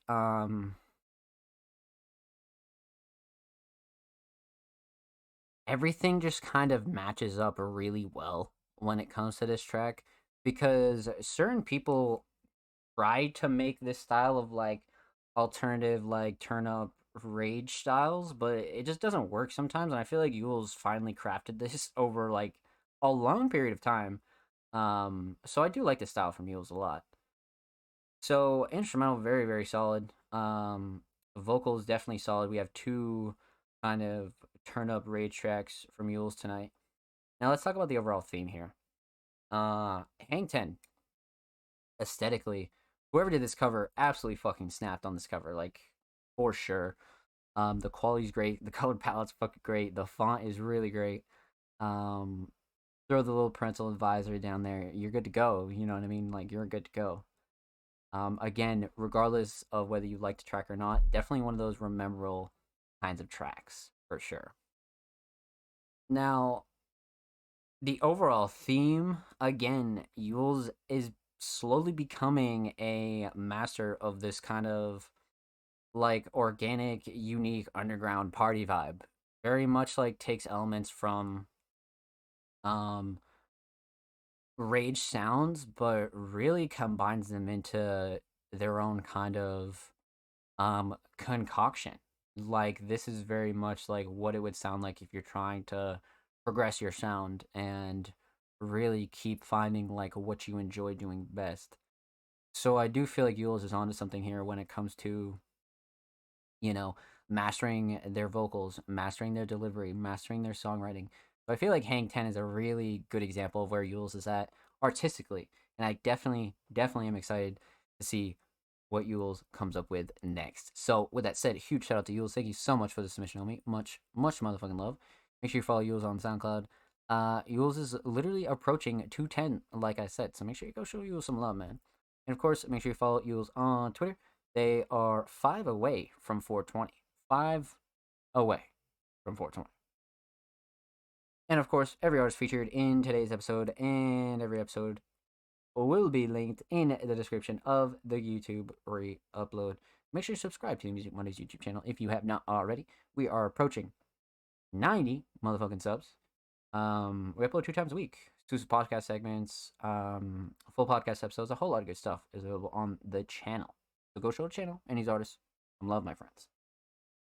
So, we are about halfway through the show, and your boy has to go take a bathroom motherfucking break. So, when we come back, we will finish off the rest of our submissions. I know we have some music videos. I have some returning regular submitting artists, a couple of first time submissions. We're going to hop into Solemn's submission up next. So, stay tuned. Do not go anywhere. And huge shout out to anybody that is chilling, kicking it, and it is a part of the Music Mondays late night crew. We'll be right back. Make sure you get up, go stretch your legs, go get a bathroom break, go take a smoke break, do whatever you gotta do. We'll be right back with episode 104.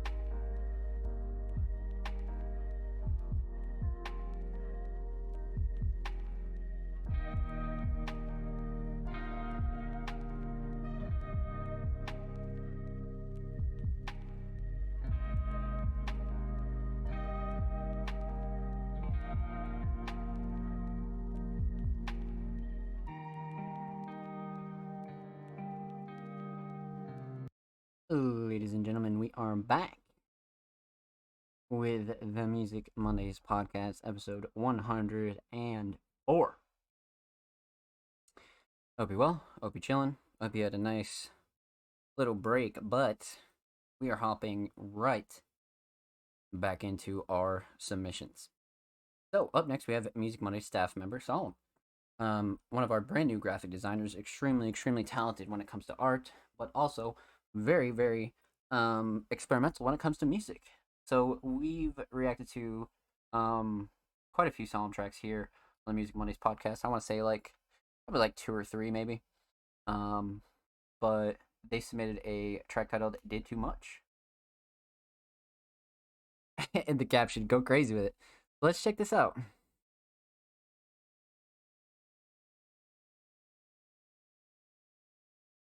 Music video in description, love that.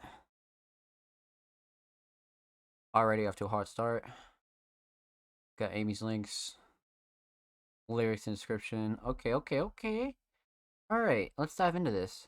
Solemn did too much.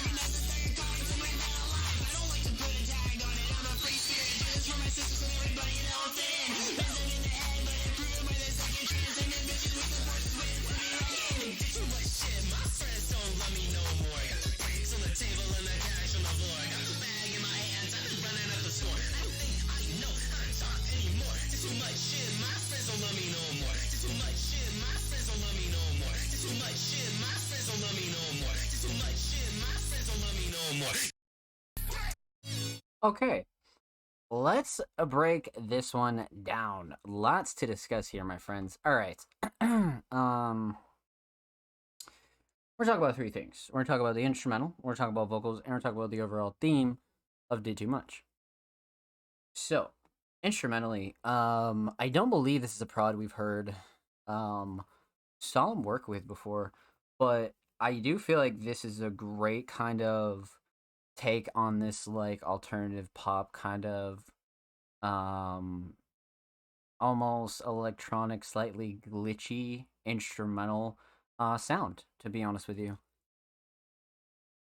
So it's very solid in that regard. Some of the talking points are definitely the drums.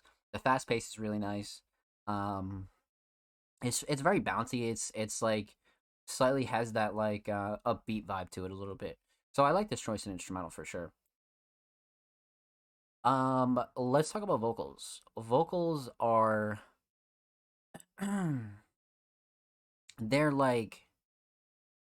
very much structured, but at the same time very experimental in the aspect of mixing and delivery. But at the same time, I think the thing that puts it over the edge for me has got to be the hook with the delivery and the flow to it. Like the whole thing is really packed up nicely. I feel like the hook is a big shining star here when it comes to points about this track that are super talkative. Like you can't not talk about that hook for sure. Um, Amy definitely did a good job in the aspect of a feature where, if you're gonna get somebody on a track, you want them to match your energy, whether it be lyrically, sonically, anything like that. And I do feel like Amy did a really good job, really coming correct when it comes to lyrics and writing and even delivery. To be honest, so I feel like this is a really good match. But um, I think one really redeeming quality about this is the fact that it's such an upbeat instrumental, but it's matched with like very like serious, like almost um like very much like PG-13 kind of lyrics. So it's very much gonna be a track that people can relate to, but it has the qualities of like an upbeat track, right? It's not giving you that like dark and dreary feeling, but it's definitely got the serious subject matter in it as to where it's like, okay, like they're talking some real shit right here. You know what I mean? But the way it's like formatted to you and the way it's presented is very much upbeat. So I do feel like those two clashes are very nice. Um, so instrumentally, this is great. Vocals, I love the duo that these two have going on here. Now, let's talk about the theme. Aesthetically, Solemn's art is such a unique style that nobody could ever copy it. Like, I love like the blown up letters. I like the whole kind of like it's like stretched and like it's a very like rememberable style. So if you're a supporter of Solemn, you're always gonna remember those covers and that kind of style, right? Definitely very hard to replicate. The overall theme of Did Too Much is again a prime example of really good songwriting because you're taking a phrase, a theme, anything, and just kind of building upon it, right? So it's just like, damn, I did too much, or like, sometimes you'll hear a phrase in life and it's easy to write a song about it because it's all you've heard, but you need to expand on it, and I do feel like these two really expanded on it. It's literally right in the hook, you know what I mean? Like it's did too much shit. My friends don't love me no more. Like that, like that. That's kind of again a very like relatable bar and lyric when it comes to a new listener. So even if you're not like familiar, you can definitely get something that's super relatable, whether it be lyrically or anything else. And then the fact that you have this like upbeat kind of bouncy instrumental kind of just doubles down on it and makes it quite the track for a brand new listener. So well done. Well fucking done.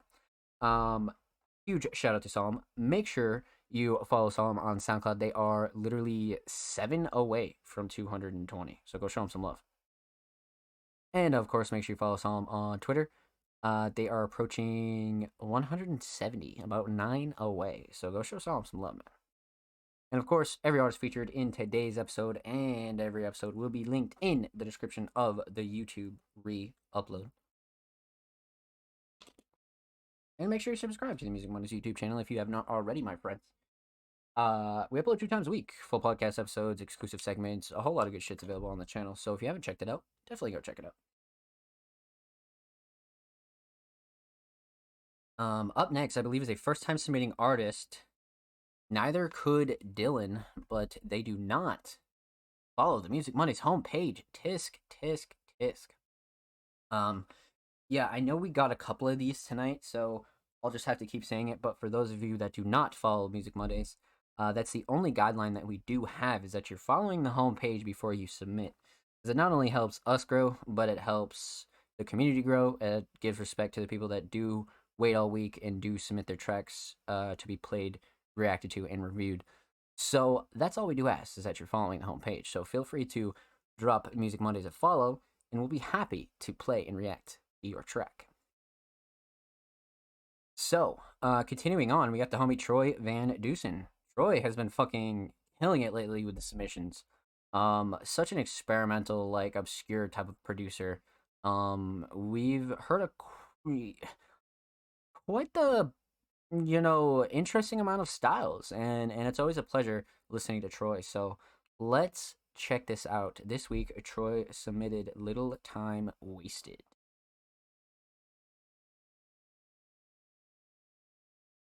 So this came out December 22nd, 2017. So about 6 years old. So this is an oldie. This is a little throwback from Troy for sure. Let's check this out. Troy Van Dusen, Little Time Wasted. This melody is already crazy. Holy shit.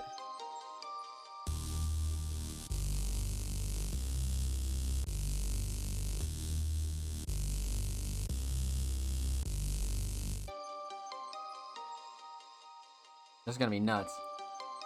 I have a feeling.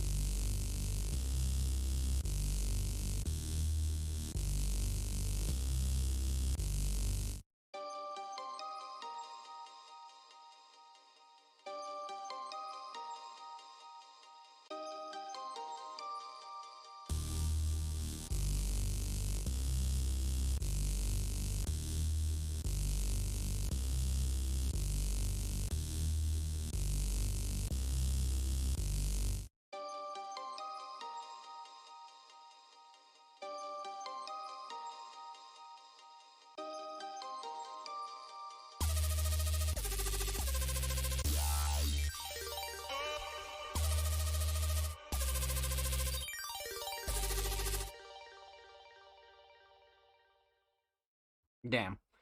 Yeah. Troy back at it again with the experimental sounds. Okay. Okay. So let's break this one down, my friends. Let's talk about two things, because obviously no vocals. So we're gonna talk about the instrumental, and we're gonna talk about the overall theme of Little Time Wasted. So, let's just start off with the mix. Right off rip, this mix is very solid for the amount of sounds that are going on in here, whether it be the synths, the mells, like, oh man. So mix very solid here. Absolutely. Um Structure was a bit experimental, but I think it worked out all in all.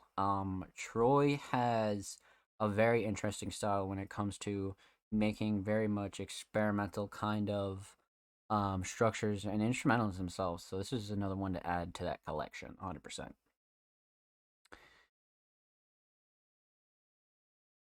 I mean, one thing about this is it did come out in 2017, so you can't really sit here and critique it in the way that you would like a current track, right?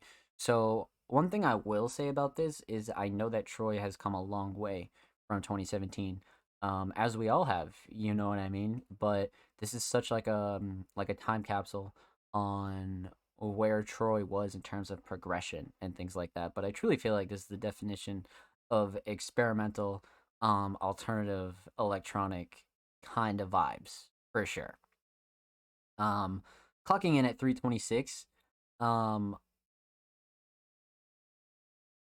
like I think one of the like more redeeming qualities here is the fact that it's not too repetitive at all. It's a very palatable kind of instrumental when it comes to repetition. So the instrumental is very, very solid, especially for 2017. Let's talk a little bit about the theme here. Now, aesthetically, looking at this cover, it looks like, excuse me, it looks like a bunch of, um, like childhood throwback kind of photos.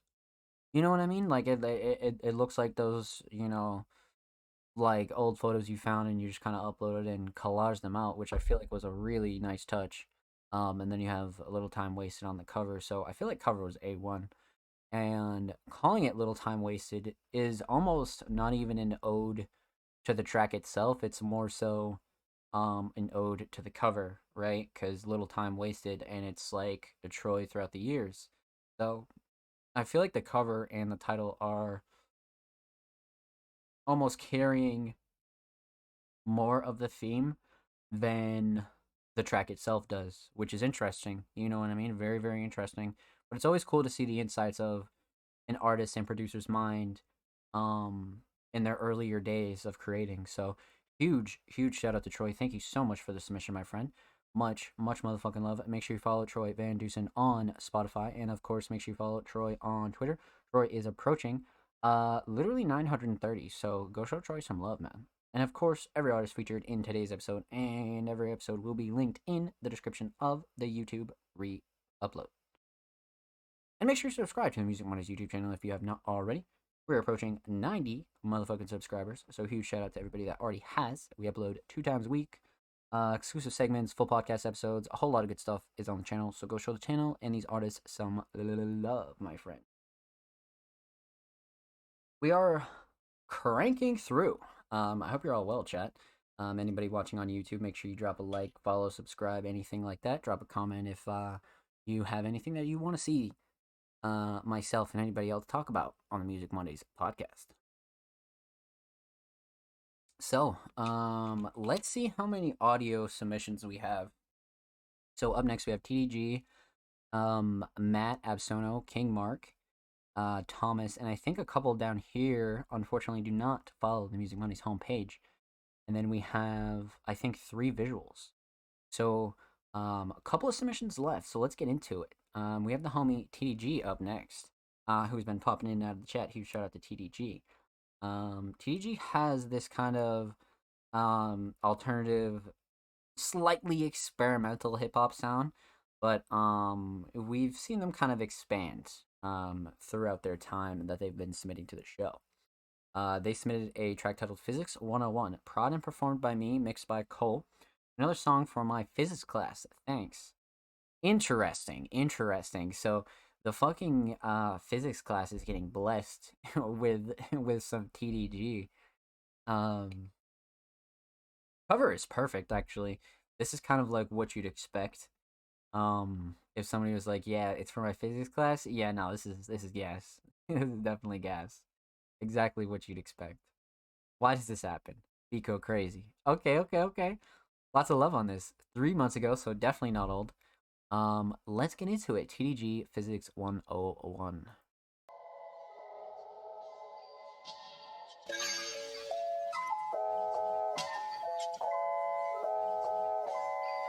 You know, why do things happen? Gravity is the only thing that holds me down. But really, it's the only thing that holds me down. Natural force keeps me bound. The water my back, staying sound. Thanks to the ground and the waves, the ocean loud. Spinning, what comes goes around. Spinning, what comes goes around. Orbit too fast, so it can't fall. Rotate, spinning off the wall. World feel vast, yet so small. My perspective is in here, baby. I don't know what to call. My action actions be delayed. Yeah, I just know conclusions I can't draw. Yeah, for every action there's an equal reaction, motion ripple. I push one way, life push back, gain ground one day. Now I lost where I'm at. Must match forwards or I'll be flat on my ass. Energy can't be created or destroyed. It's a law in fact. Momentum in, momentum out, same impact. Impulse, time slows it down. Better crash fall fast, ain't ready for impact. Someone cushion my fall, slide on flat on the ground. Yeah, when I fly, gravity hold me back. Thrown around in the sky to the ground. How it goes, what comes, goes around. When I'm in space, I need some space. Orbit too fast around the curves. I can't drop, I levitate. Nothing hold me back up there. Empty mental state. Zero things I say, just float. It's the heaven I made. Out in space to evade promise I made. Yeah, what goes up must come back. What grows will die. That's a fact. Your energy immortal. Playing work like a circle. Trying to go the distance. It's velocity and time. Step by step, you gotta strive. Survival game. How long can you stay alive? Speed is a thrill, but life in a race to die. Go the distance, take your time, but keep up with the pace. That's the difference. There'll be friction when you gotta hit the brakes. Convert it into reignition. Stop the spinning, transfer power. Take it to sweet and sour. Energy in, energy gives out like a flower. Some gets plant sake, then we take. Still transferred, cycles never break. Yeah. Trying to run but no velocity. Like Atlas World on top of me. Trying to hold master stopping me. Yeah, the bright side I ought to see.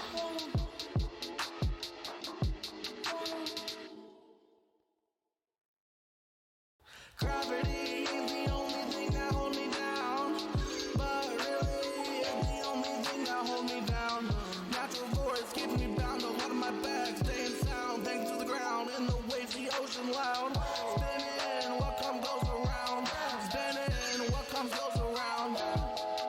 Me and life collide. The most momentum wins. One of us gonna die. I got the mass, life at the speed we hit and combine. Life push me to the right. Initially lost the fight. Trying to hold my own in my fight. When it's final, I'm a win. More momentum, more might. Life and I collide.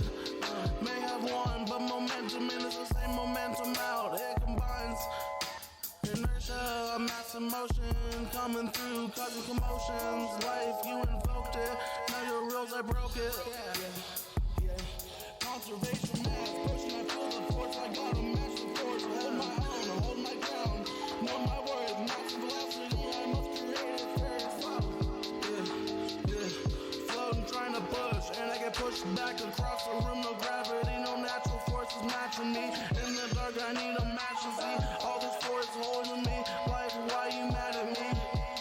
Energy recreates another masterpiece. Never starts or ends. Out of the dark to a place I never been. What emotion never ends till you make it end. When flying, gravity, the only thing that grab your leg. Make you drop unless you go faster than the bend. Around the world, wanna hear stories never told. Soul's war is more than gold. Treat it right, keep it full. Damn. Fucking spitting for literally 4.5 minutes. Holy shit. Alrighty, my friends. Let's break this one dibbity down. So, we're talking about three things. We're talking about the instrumental. We're talking about vocals. We're talking about the overall theme of Physics 101. You could probably guess the theme here, but much more to dissect. So, let's talk about the instrumental. Self-Prod by TDG. And I think one of the great talking points in Shining Stars here has got to be the melody. Nice, chill style melody, but the drums really make it. Like, they make it very, very bouncy. Everything knocks. The mix is very solid. Nothing clashing too overbearing at all. But this is, a typical TDG fashion, right? I'd be lying if I said I was surprised. Very tight, well-rounded mix, combined with some alternative classical hip-hop with some more modern elements. You know what I mean? I feel like that's TDG's bread and butter for sure. So the instrumental is very, very solid. Mel is a big part, for sure. But let's talk about vocals here. Vocals. So when it comes to vocals, I feel like one thing about this is the flow. Like the flow and cadence for 4 minutes and 30 seconds is very, very enjoyable. Regardless of what the track was about. But the other thing here, much like the other track for TDG's physics class, the songwriting ability is 10 out of 10. Um, the fact that you could take time out, fully craft a beat, and write a track about physics for your physics class really tells so much about your songwriting ability as an artist. I feel like that is such a slept on quality, and this is proof that you could take literally any topic and write a track about it. And yet, sure, maybe everyone could write a track about it, but to be able to perform it and actually make it sound like like an original track, I feel like is a whole other thing. So that one fact in itself is something you gotta recognize about a track like this. But the writing in detail is something that's like, wow. You know what I mean? Like you're literally like picking up on like old kind of shit you learned in high school and like remembering bars about like lessons and shit you were taught. It's like kind of trippy. It'll like trip you out for a second, especially if like say you don't go to college or something like that, right? You like you don't go to college and then you hear a track like this and you're like, "Oh my god, I learned that in high school," or "Oh my god, like that bar is kind of catchy." Like there are like things like that where it's really insane to kind of pick up on, and I think again it just kind of tips the songwriting ability because it's like not everybody can do that. You know what I mean? Um like and that's fine, you know what I mean? Like it's not a huge deal if you can't write a song about everything, right? People take the process differently, but as far as this track in particular goes, that's one thing you got to talk about. But instrumental very very solid. Vocals are excellent. The delivery down to the flow and cadence is really good.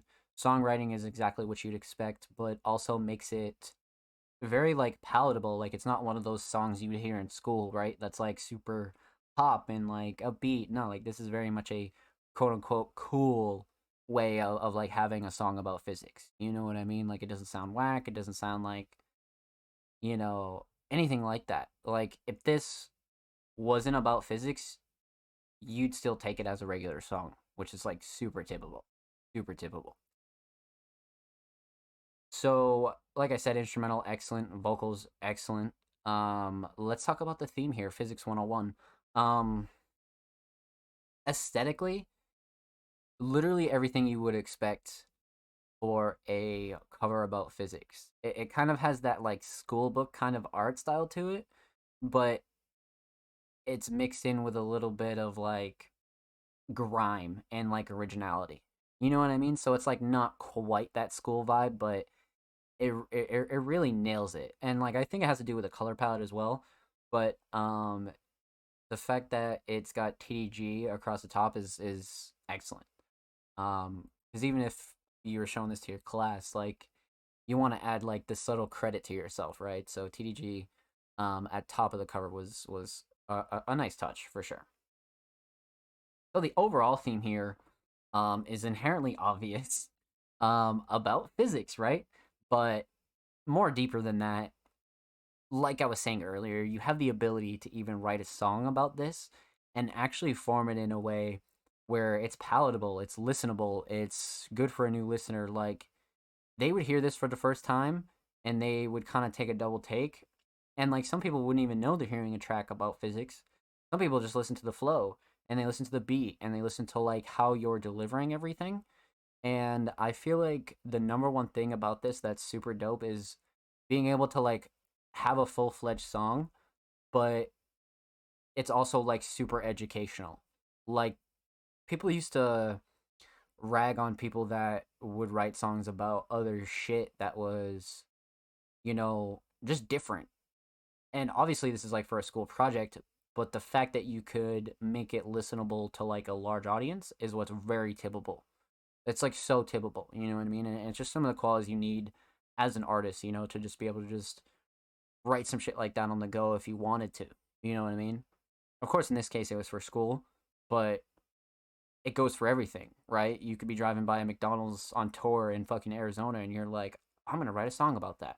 You know what I mean? And like you'd have the ability to because you're used to writing tracks about simple phrases, subjects, shit like that. So, very important topics here, you know what I mean? Back behind a song about physics, you know? So, huge shout out to TDG, man. Make sure you follow TDG on SoundCloud. They are literally 10 away from 140. And of course, make sure you follow TDG on Twitter. They are 10 away from 160. Two really, really good milestones, my friends. So, every artist, as you all know, will be featured in a description of the YouTube re-upload. And make sure you subscribe to the Music Mondays YouTube channel if you have not already. We're approaching 90 subscribers. We upload 2 times a week, exclusive segments, full podcast episodes. A whole lot of good shit is available on the channel, man. So go show the channel some goddamn love, will you? Got an A+ on it for my class. I'm not surprised, to be honest with you. If you got anything less than a fucking A+, I would have been like, nah, you're tripping. Like, well done. Well done. Huge shout out to TDG, man. Let's get it, baby. So, I think we have, I think like 4 audio submissions, and then the rest are visuals. We have up next a first-time submitting artist known as Spacey, which also submitted a visual. So we'll be able to, check that out when we roll back around for our media. But our next audio submission, Matt rocks. And Matt has just been killing it. Literally been fucking killing it. Just pumping out tracks on fucking YouTube, pumping out tracks on SoundCloud. Matt has been taking over 2023 16 days in, that's for sure. But they submitted a track titled Feeling This. Prod Ian Bobby Raps. Wow, damn, we got some heads on this bitch. Okay. Let's check this out. Pop this open in a new tab, exclusive, unreleased Matt Rocks Music Mondays premiere. Feeling This. Covers gas. Let's get into it. Tagged pop as well.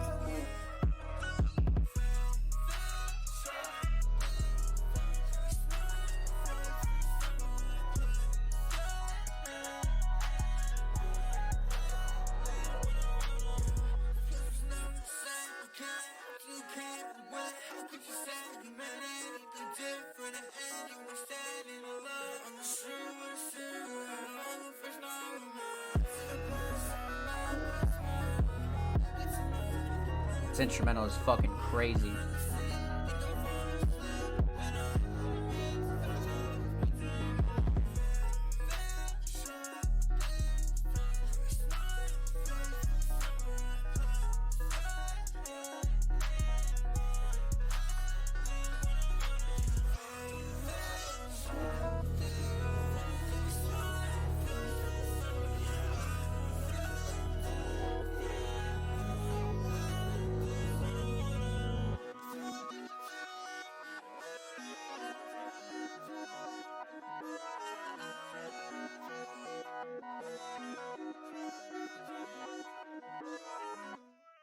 Jeez, bro. Holy shit.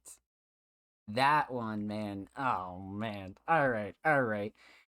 Much to get into here, so let's break this one down, my friends. So we're gonna talk about three things. We're gonna talk about the instrumental. We're gonna talk about vocals. We're gonna talk about the overall theme of feeling this.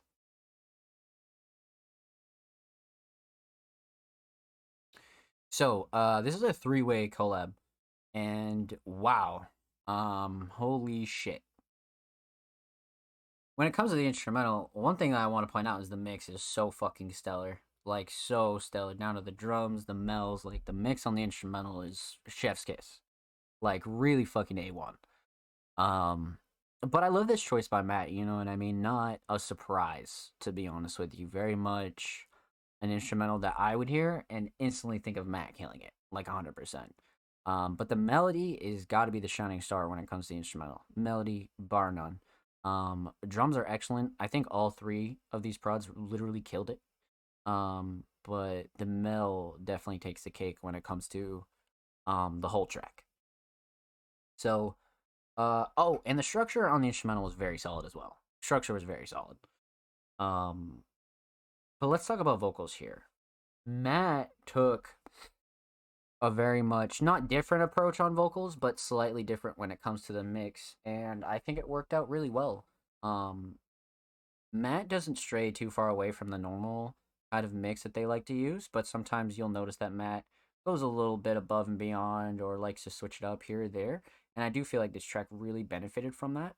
So the mix is solid, and regardless of what kind of mix you're gonna get from Matt, it's always gonna be very well rounded. Um, so no surprise there at all. But Shining Star for vocals just got to be the hook. Like the way it's delivered is just so fucking nice. Just so nice. Like Matt is quite the melodic artist when it comes to hooks. Like and even verses, but I feel like Matt just has this way with certain verses and hooks that you know people just can't replicate it. You know what I mean? So it's really crazy to hear tracks like this. So the hook is just such a talking point here, and the verses are such a pleasure to like really listen to as the beat kind of switches up. That's why I feel like there's a really great choice here, like a really good choice. Writing's excellent, but I feel like delivery and hook were so well done, so fucking well done. So instrumental, extremely solid. Vocals, definitely motherfucking solid. Um, let's talk about the theme here. Aesthetically, I'd assume this cover is just a placeholder. If not, again, another solid ass fucking cover choice. Just because it's like semi personal to you if you use a kind of like simple cover, but at the same time, it's like one of those covers that you always remember if the song's a banger. You know what I mean? Like the underground is so known for that. Like that's where you find like the craziest tracks that have the weirdest covers but sound like fucking bangers, and that's where this comes in. You know what I mean? It's a very specific kind of feeling. But for those of you who know what I'm talking about, this is it.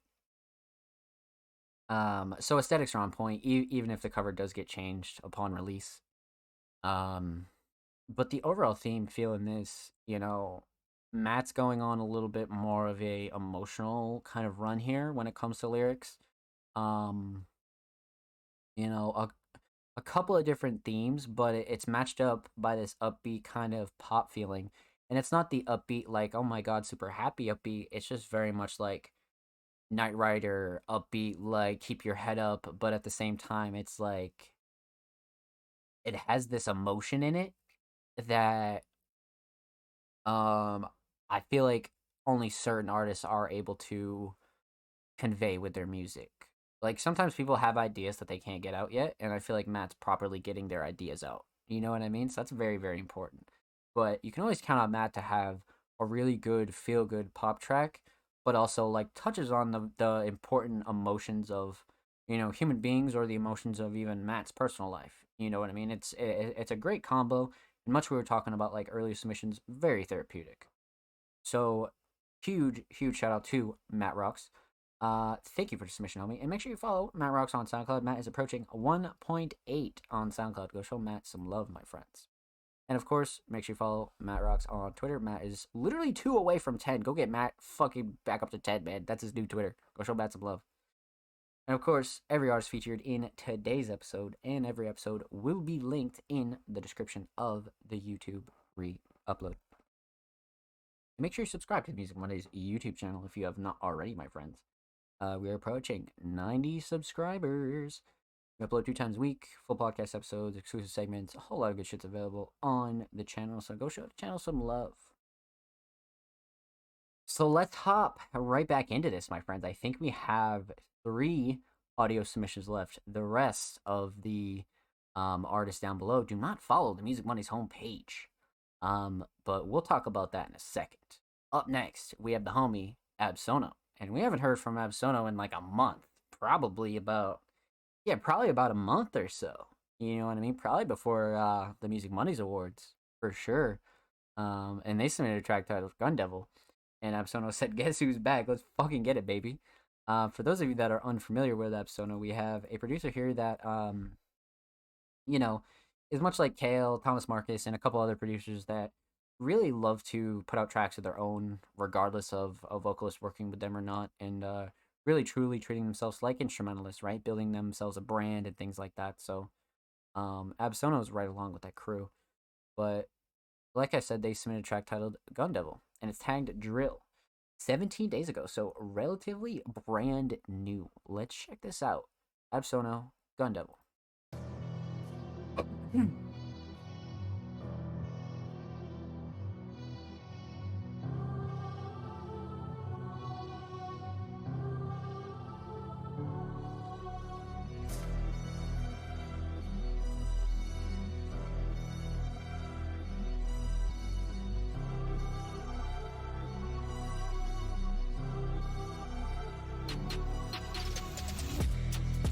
Damn.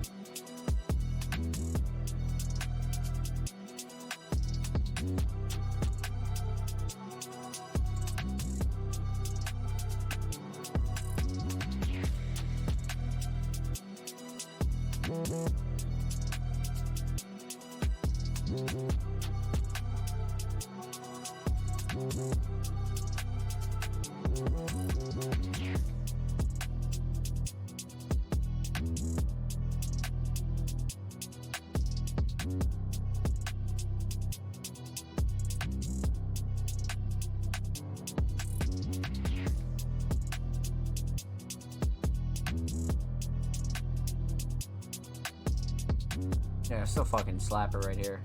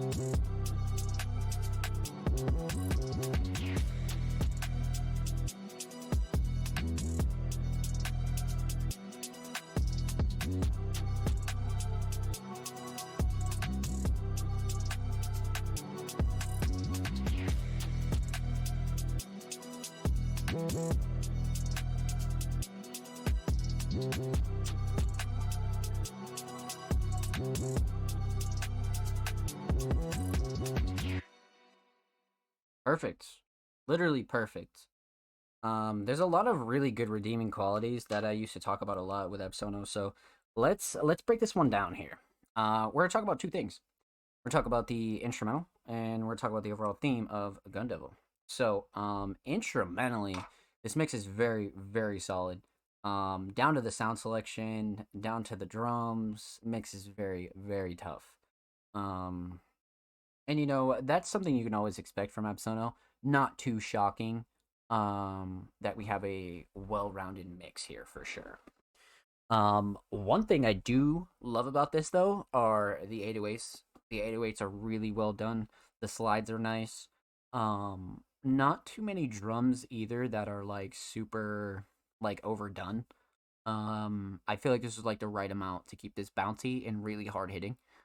Shining Star for me has got to be the structure though. I remember Epsono had a couple of instrumentals where there was no like break and like letting the beat breathe. But this particular track, which is relatively new, like 17 days ago, I noticed, and not just with this one, with a couple of more recent ones, that Epsono's really switching up the style and the structure, and I think that's so beneficial when it comes to any type of instrumental, especially if you're going to be releasing them like on your own. Absolutely, absolutely. So well done there, absolutely. Just great structure. So, um, yeah, it definitely brings all the great elements of drill, modern drill, but like at the same time bringing in those like Absolo elements that we know and love, like the sound selection, the melody, just a couple of tweaks that Absolo like really makes to separate this track. Separate it from like your typical drill, you know? So instrumental, very, very solid. Let's talk about the overall theme. Gun Devil. So we have a really simple minimalistic cover, and I love Epsono's style in that just because it goes with the rest of their profile and the rest of their covers. So they sort of have had like a consistent theme throughout their releases, and Gun Devil is right along in that group for sure. So aesthetically, very on point. I like how it goes with Epsono's theme. Now, the overall theme of Gun Devil is, kind of subjective, right? It definitely has that like mean, kind of aggressive style. Um, and you could totally see this being in kind of like a montage, almost like um fight scene kind of style, and this is the type of beat that makes a really good music video as well. You know what I mean? So Gun Devil was like a perfect approach for this. Perfect. But definitely like dark and yet keeps it very modern. And I like that about this a lot. But Epsono, you can always really count on that from Epsono. So with that said, huge shout out to Epsono. Thank you so much for the submission, homie. Much motherfucking love, and make sure you follow Epsono on SoundCloud. They are literally 2 away from 30. 2 away. And go show Epsono some love on Twitter. They are 2 away from 360. Another couple good milestones. And of course, every artist featured in today's episode and every episode will be linked in the description of the YouTube re-upload. And of course, make sure you subscribe to the Music Mondays YouTube channel if you have not already. We are approaching 90. 90 motherfucking subs, my friend. So, two audio submissions left. And up next, we have a very, very, very interesting track because it's from none other than King Mark. But Mark has been chipping away at their brand new album, Face Tats and Nail Polish. So this will be interesting. Mark being a artist that absolutely killed it in 2022 and has been absolutely been grinding through 2023. So I don't know what to expect here. So let's crank this open in a new tab, and we're gonna pop this open. I mean, come on, like Mark's just fucking killing it at this point with the covers. Like just absolutely killing it. Like I can't even say anything anymore because they're so on point. It's just like I just can't wait to see what he comes up with next, you know what I mean? Fuck, man. Mix King Mark, cover King Mark. Oh, damn. Okay. Mark with the all DIY. All right, let's fucking get it. Um Exclusive unreleased King Mark passing by. It's about to be a bop.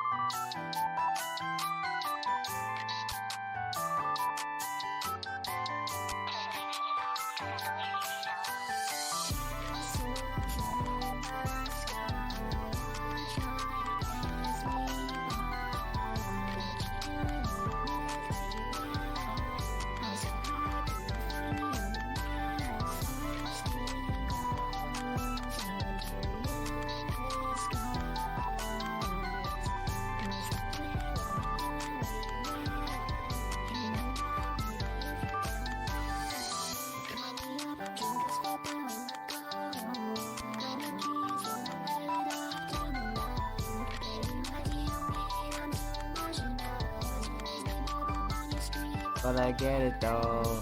Damn. Damn.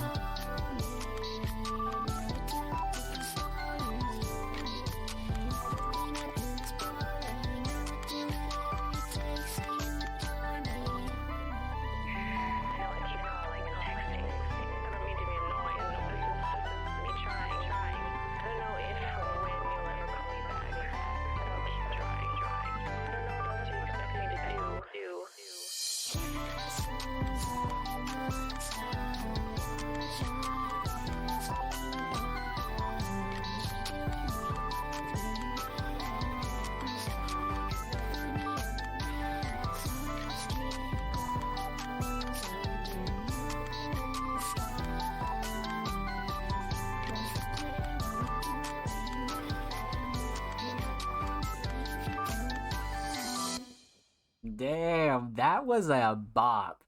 That was a bop. Damn, it's so crazy because, like, I think like 2 months ago we put out a video on the Music Mondays channel about how to make like a simple kind of track if you really wanted to cook up something like super simple. And Mark was the subject of that video, and here's Mark doing it again. My lord, I'm waiting for Thomas Marcus. Let's fucking get it, baby. Welcome on in. Um, this is awesome. Like again, Mark just kind of nails um every box when it comes to making like a simple, unique bop. So let's break this down here. Let's break this down. Let's talk about why. Um, so we're talking about three things. We're talking about the instrumental. We're talking about vocals, and we're talking about the overall theme of Passing By. So, instrumentally, I don't think this is a producer that we've heard Mark work with before. If we have, it's been a while, but they absolutely did a really good job hitting that kind of like alternative pop, alternative electronic kind of pop vibe, but it's not like your typical upbeat super fast pace. It's kind of got a little bounce to it. It's a bit softer, but I feel like the structure is like where it's at for this instrumental. Such a like a pleasure to the ear, but always keeps changing, always keeps rising, and really gave Mark the foundation to have a hook like this. So A1 on the beat and A1 on the beat choice. This producer did an excellent job. But let's talk about vocals. Now, mixed by King Mark. This is interesting because sometimes you'll have other King Mark tracks with a couple other mixes and things like that. But man, oh man, oh man, this mix is like classic King Mark, but almost like a higher quality. Because many of you know you're gonna get a couple different styles when it comes to Mark that they enjoy doing, and this is one of them. And this one's almost mixed to like such a fine tea when it comes to vocals and like the instrumental. So I feel like this mix is really stellar when it comes to a self mix. You know what I mean? Like that's definitely can't be understated here, like at all. So this mix is fucking awesome. Shining Star for me is either the writing or the hook, because the verse was just like wow. It was like simple, but like the cadence of it all was like so comfortable and very much like, yes, relatable, but relatable in the way that it's like you enjoy the track regardless. Like this is one of those songs, even if you've had none of these experiences, you're gonna think it's a bop just because of like the cadence and the flow of it all, you know? So that's why I'm tied between those two. I think it's very well written, but at the same time, like the delivery is excellent. And then like you pair it to um like these lyrics, you have like the whole King Mark package right here. You know what I mean? So vocals are fucking excellent on this, and I love the hook for sure. Love the hook, especially the way it ends. Love the hook. And some of the bars, like I said, just kind of I was like, oh shit, you know what I mean? Like, oh fuck. Um, but this was a pleasure. This was a pleasure. So let's talk a little bit about the theme here. Aesthetically, you have a really great addition to the King Mark art library. Great color palette per usual. You have the um Eastern kind of culture always present. Um, it's just become such a staple for King Mark now that like these covers are always going to be an A plus. As long as Mark keeps like, you know, expanding it and really like doing, you know, different shit with new photos, like cover is just always going to be A1, especially now that Mark has this like solid recognizable aesthetic.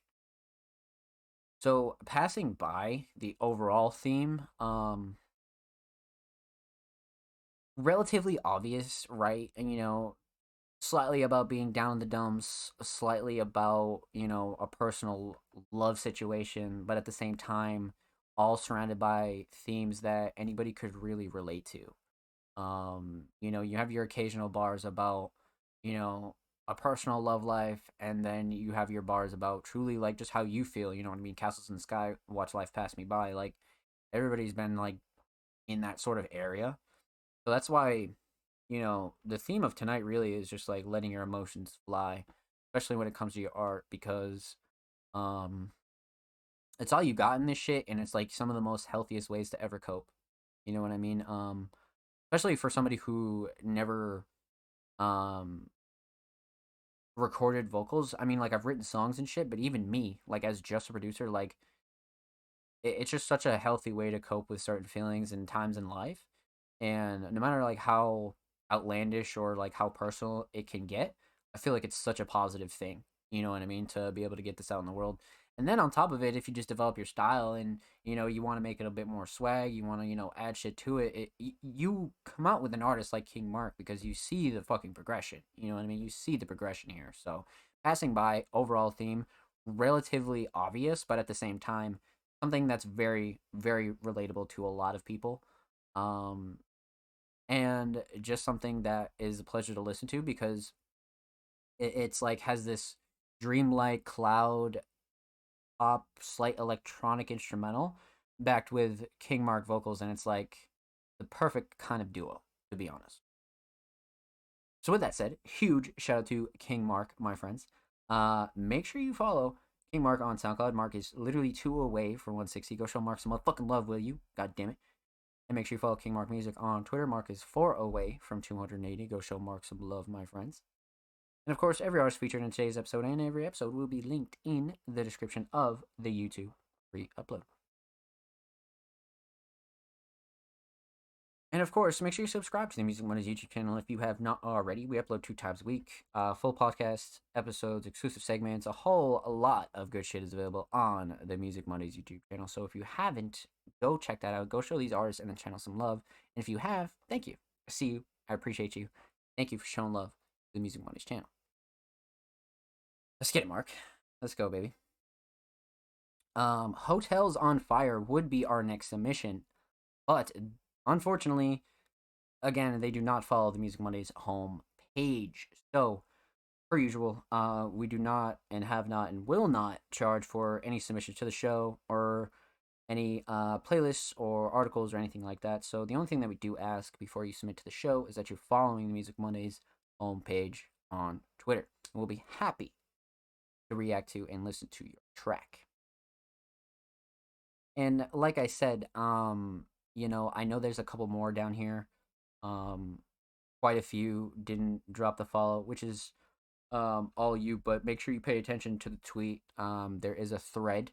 So the only guideline that we do have here is that you are following the show before you submit your track. Because like I said, we don't charge for this. We never will charge for this.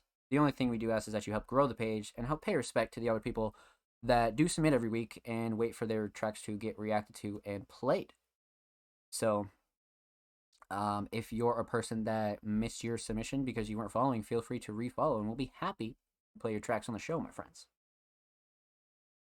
So, our last audio submission of the night is none other than the homie, Thomas Marcus. Thomas is somebody I speak of highly just because of the fact that they are a producer in the aspect of they put out their own instrumentals. They treat themselves like an artist regardless of whether they record vocals or not, or, they don't sell themselves super short being just in the artist shadows, right? Like, this is a producer that also releases instrumentals, releases instrumental albums, like goes above and beyond to really put their feet in the ground as a producer. So Thomas submitted a brand new track. 2023, January 8th. Very, very new. So let's check out this brand new Thomas Marcus. Let's go.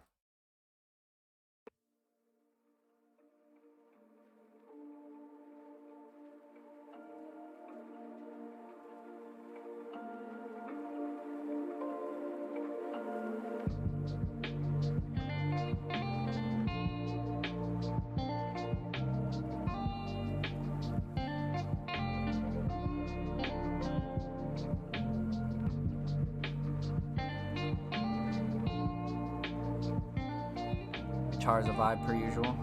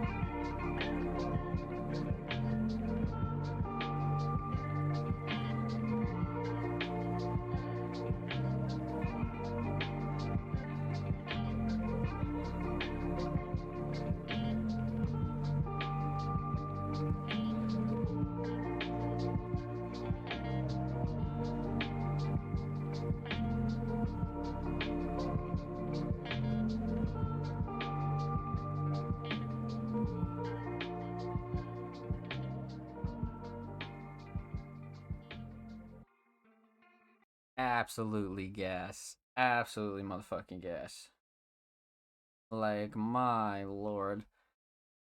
But there are a couple things to discuss here that I actually really, really fucking enjoy. So let's break this down. Obviously, no vocals, so we're going to talk about two motherfucking things. We are going to talk about the instrumental, and we're going to talk about the overall theme of this track. So, let me start off by saying this mix is very solid. Nice and wide, very theatrical, keeps like just everything whole, to be honest with you. No space was left open. I didn't feel like it needed anything on a first time listen. This was excellent as far as the mix goes, for sure. Nothing clashing, too overbearing at all. Um, but the shining star for me has got to be the melodies. But on top of it, the counter melodies. Like, I feel like they're almost made for each other. I feel like this was a really well produced instrumental when it comes to like being just that, an instrumental, right? Like, there's no artist in mind for this or anything like that, and I feel like the melodies really go well together.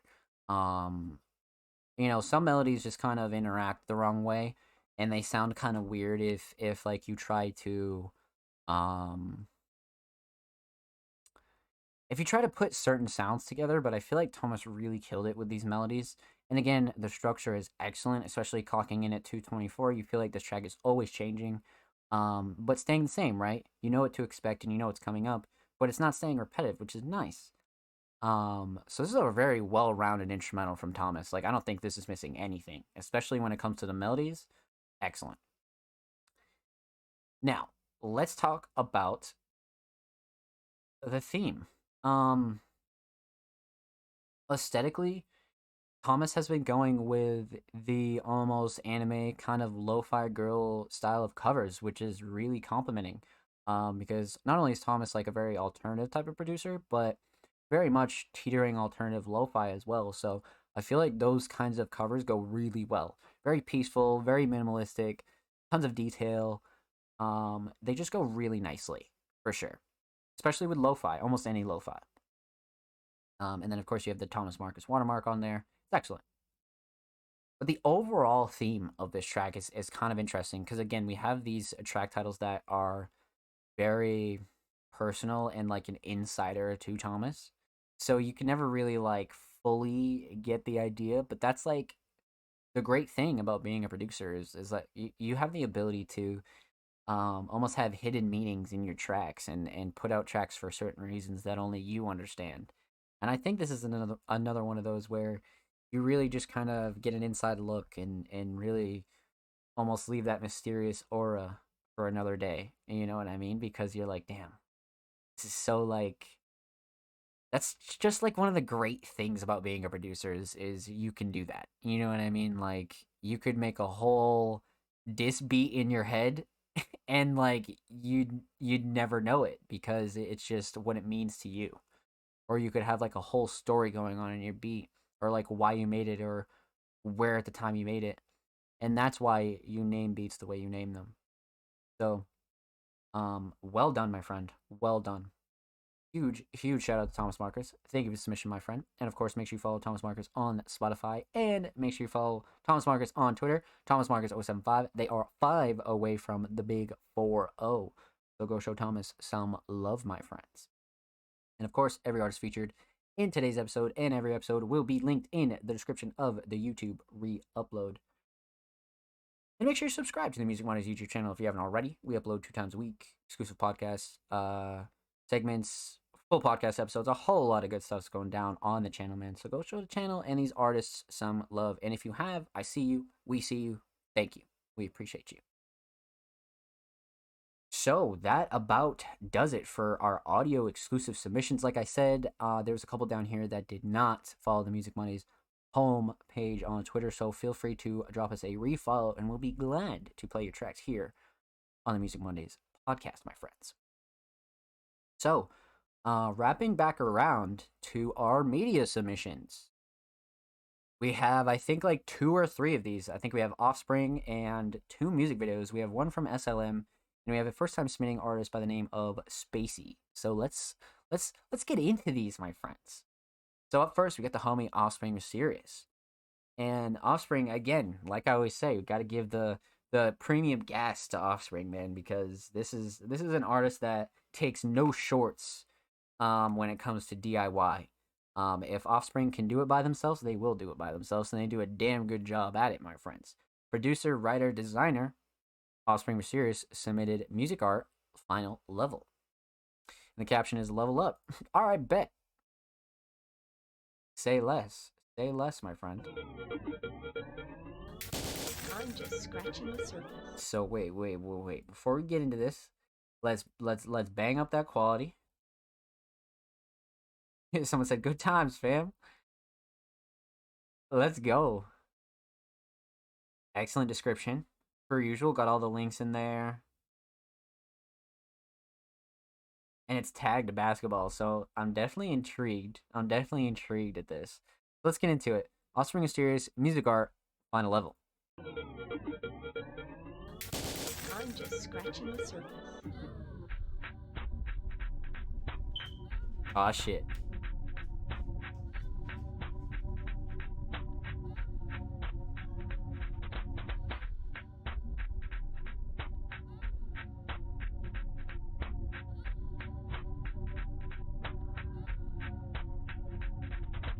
We lit. Let's get Offspring.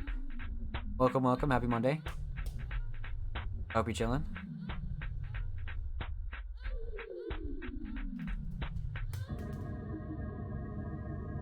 Oh shit. Okay. Swagged out. Oh no.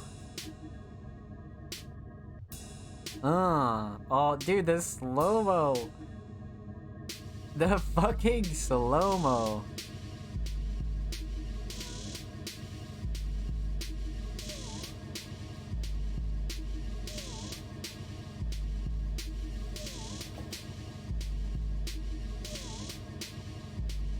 Literally switched it.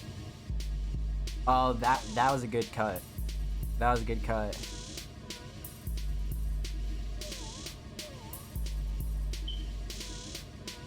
Ah, shit.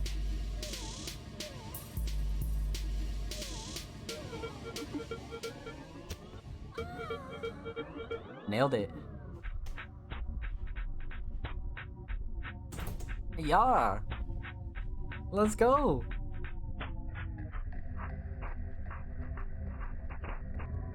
Yup. Happy to be here. How's your day? It was good, my friend. It was good. It was good. Can't complain at all. Called Glass. Look at this swag.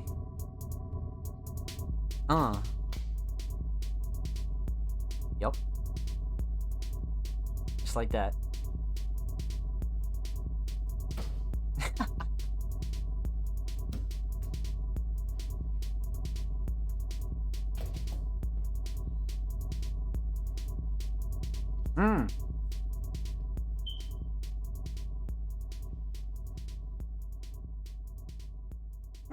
Let's fucking go.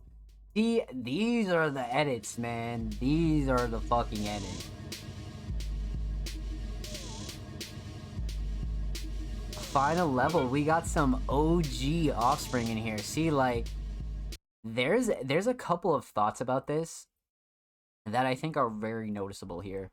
Now, final level is like very much an experimental kind of track mixed with like a couple of lo-fi elements, but Offspring really kind of pushed the bar with it, and that like that particular track is 4 years old, but making new content for older tracks like this like revitalizes and revives those kinds of tracks. So I love this kind of content idea from Offspring as to where that song was used, but it was over 4 years old, and it kind of brings a little bit of newer traffic to the track itself, which I think is fucking A1, to be honest with you.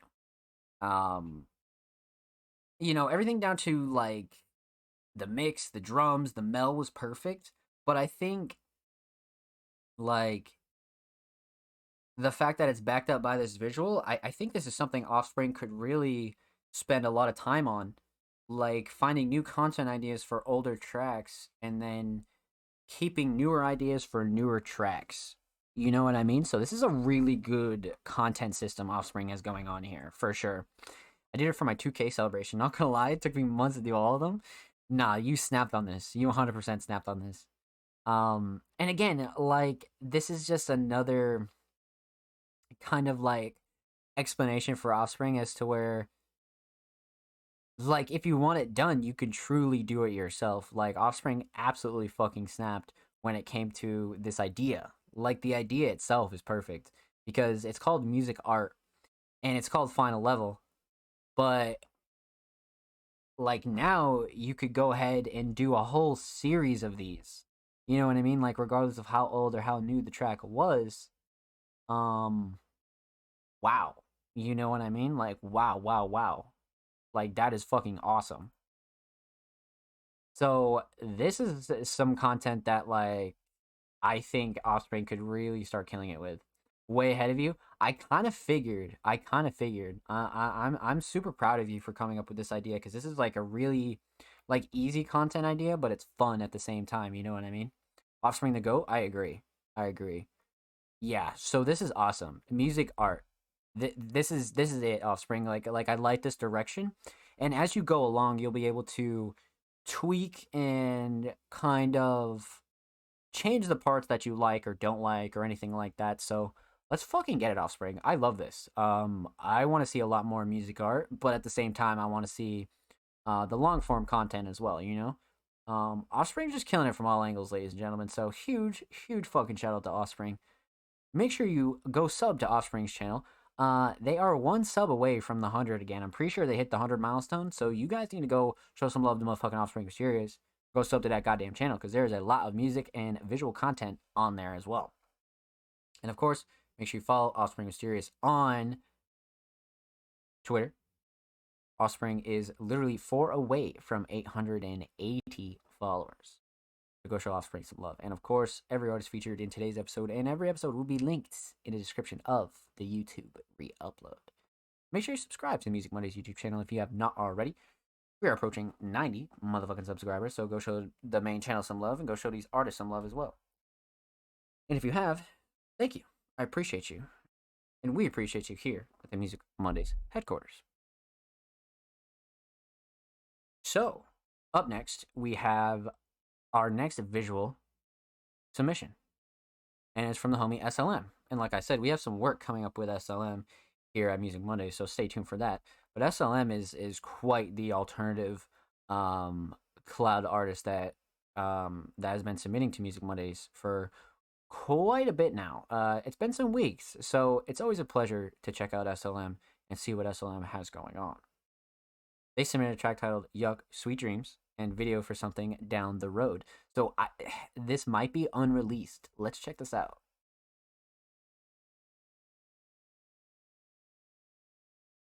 Okay, yeah, so 4 days ago, from the upcoming SLM album, Good Night and Then Sunrise, to be decided. Yuck, Sweet Dreams video, also including clips of... Okay. Got a little flashing lights warning in there. That's very nice of you. Let's fucking go. And someone said album date coming soon. Let's get it, baby. Interesting. Okay, SLM, Yuck, Sweet Dreams. All right. Sounds like y'all ready. Don't hurt yourself now. Shit can get crazy.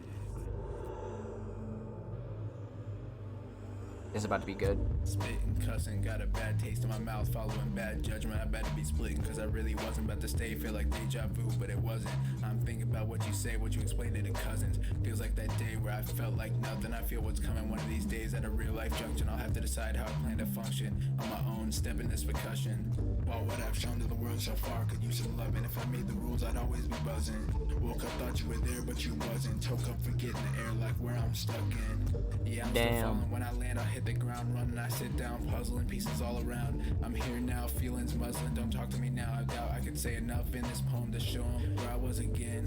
To contrast from where I got within. Took me a lot to repair this food just to let it rot again. It's clear I'm not your friend. From here a lot could start, but just means a lot could end. I'm explaining from Holy the heart, shit. really, but I'm still not sure about this trend. It makes me feel like part pretend. Like I don't know anybody, like nobody can be truthful when I end. If they were to attend, swallowing something, captain in my drink again. Leave me cause I'm following.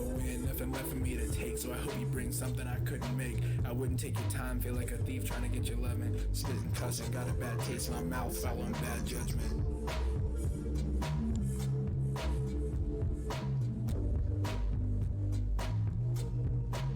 This was really fucking hard. Holy shit.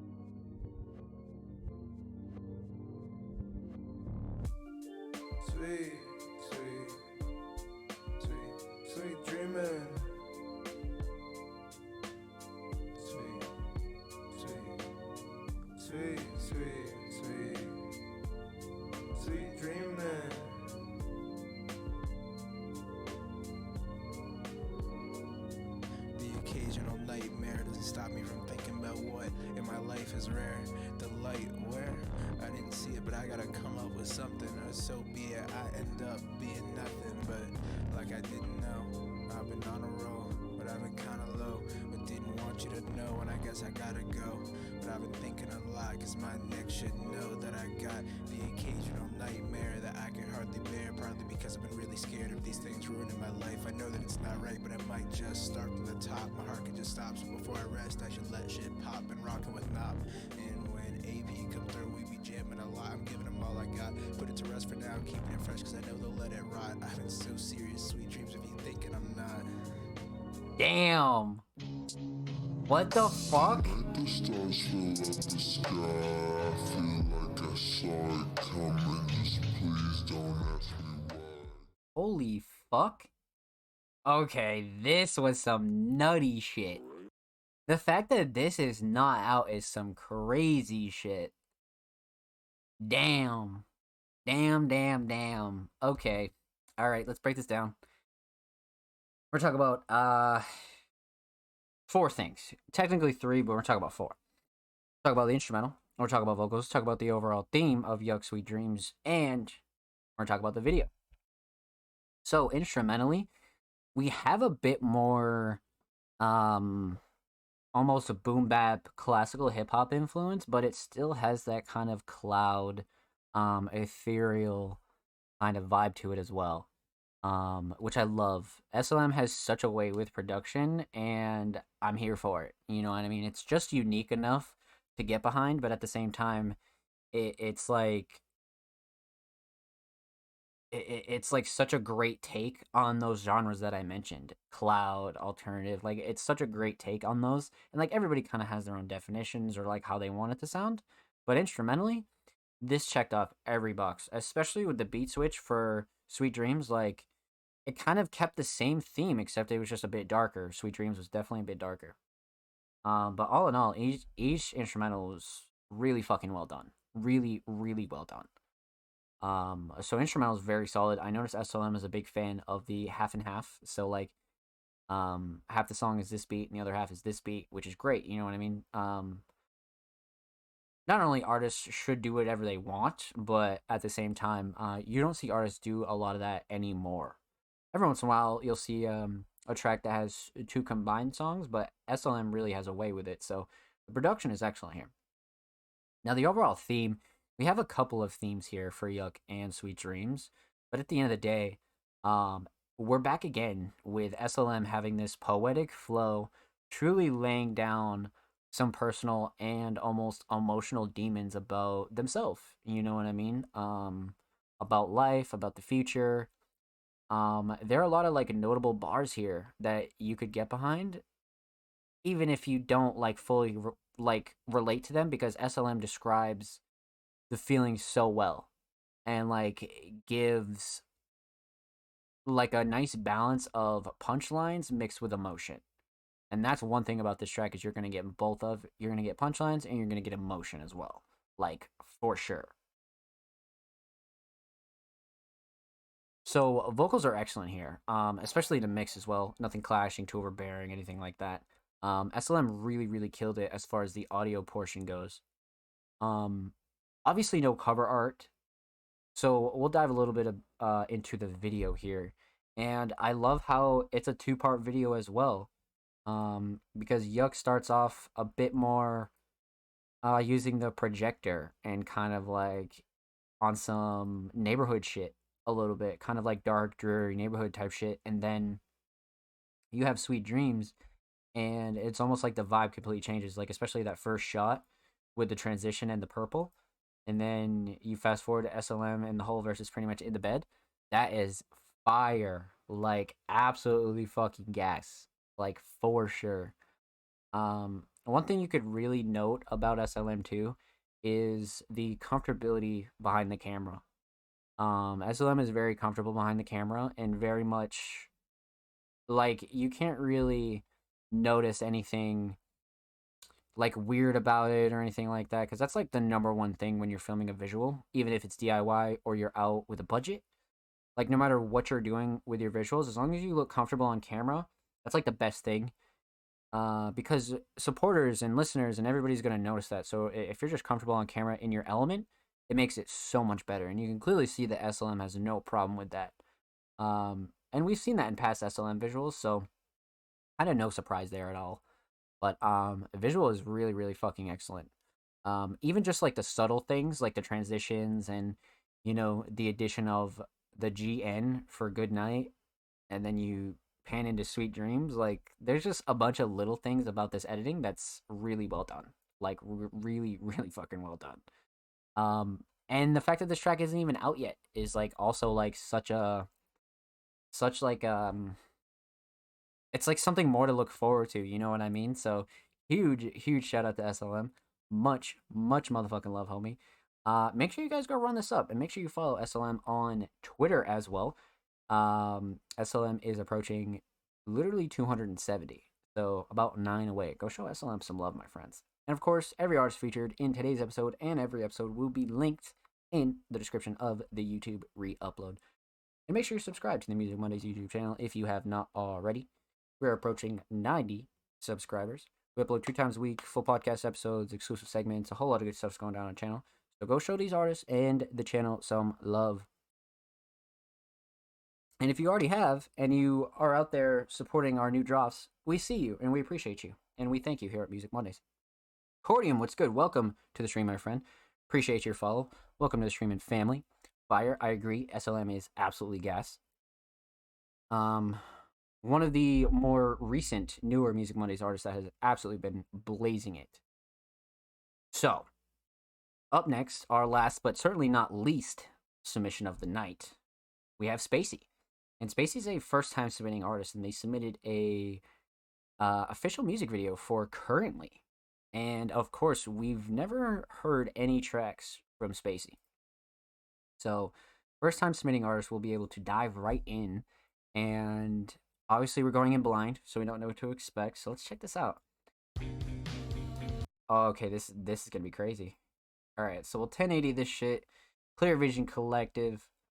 Currently featuring Myrtle, Spotify pre-saves. Yep, mixed by Food Product. Drop. Okay, edited. Okay, self-edited. Stay tuned. Yep. Video location. Cali. All right. When did this come out? New Year's. Okay. New Year's Eve. Bet. I love that. Spacey on all streaming platforms. Videographer. Okay, let's go, Spacey. All right, let's check this out. Spacey, first time submitting artist, currently featuring Martel official music video.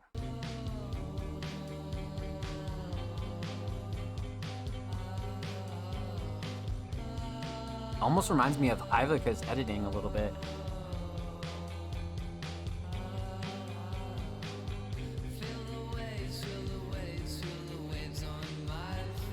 What a great fade in.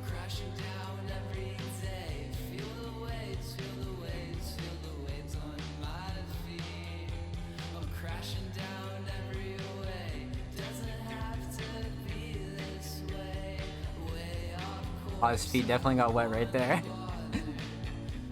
What a prime location.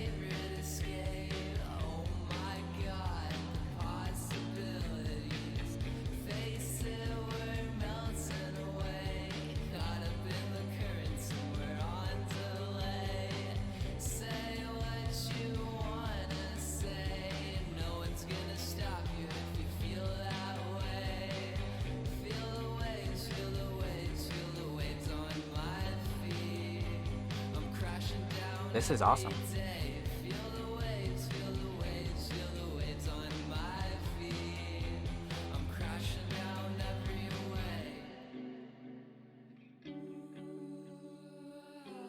Oh shit.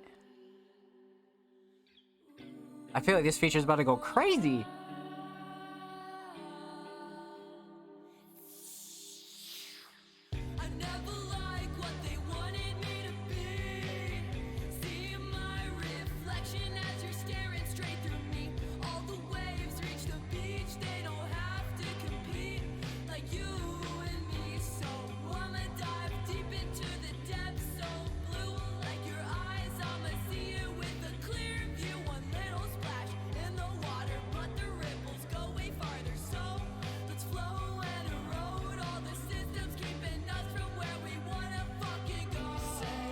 Damn. Okay. Okay.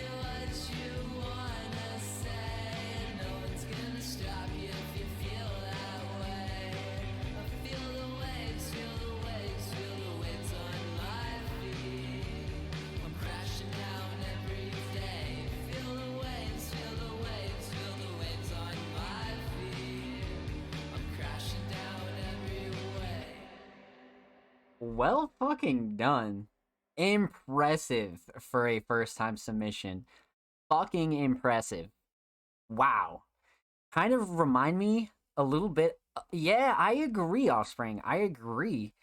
Kind of bringing in some like experimental rock, indie rock vibes going on here. I fuck with this. I fuck with this a lot. Well fucking done. It always gets me so hyped when a first time submission just comes in with some crazy shit I've never fucking seen or heard of. Oh my god. Well done. Okay, so you guys know the drill here. Let's break this down. We're going to talk about 4 things. We are going to talk about the instrumental. We're going to talk about vocals, talk about the overall theme of Currently, and we're going to talk about the video. So, instrumentally, we have this very solid kind of indie rock, almost pop rock, alternative rock vibe. Super peaceful, a little bit bouncy. The mix is very, very fucking well done. The melds are peaceful as well.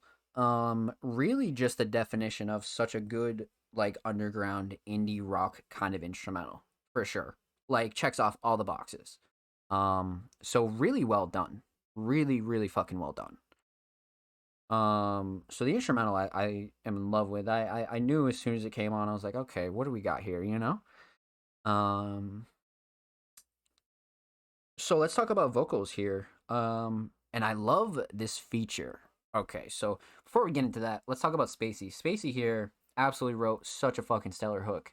And even the verses were like really well performed, but the vocal mix and the delivery made for such a peaceful track, but it wasn't gonna put you to sleep. It was very much like bouncy, kind of get up and go and like go enjoy yourself. You know what I mean? But it doesn't have that like overly bubbly vibe to it, which is so nice. You know what I mean? It's so nice. I feel like this is how like experimental rock and like indie and alternative like should be done. You know what I mean? Because it's not like overly bubbly, but it has like a positive kind of vibe to it. It has like a keep your head up kind of vibe to it. And I love it for that. I really love it for that. I feel like Spacey fucking destroyed this. I love the hook a lot. But one thing about the feature that I enjoyed a lot, Mertzel, there was a type of vibe that we were going into up until the feature, and then we kind of get a grimier take on this.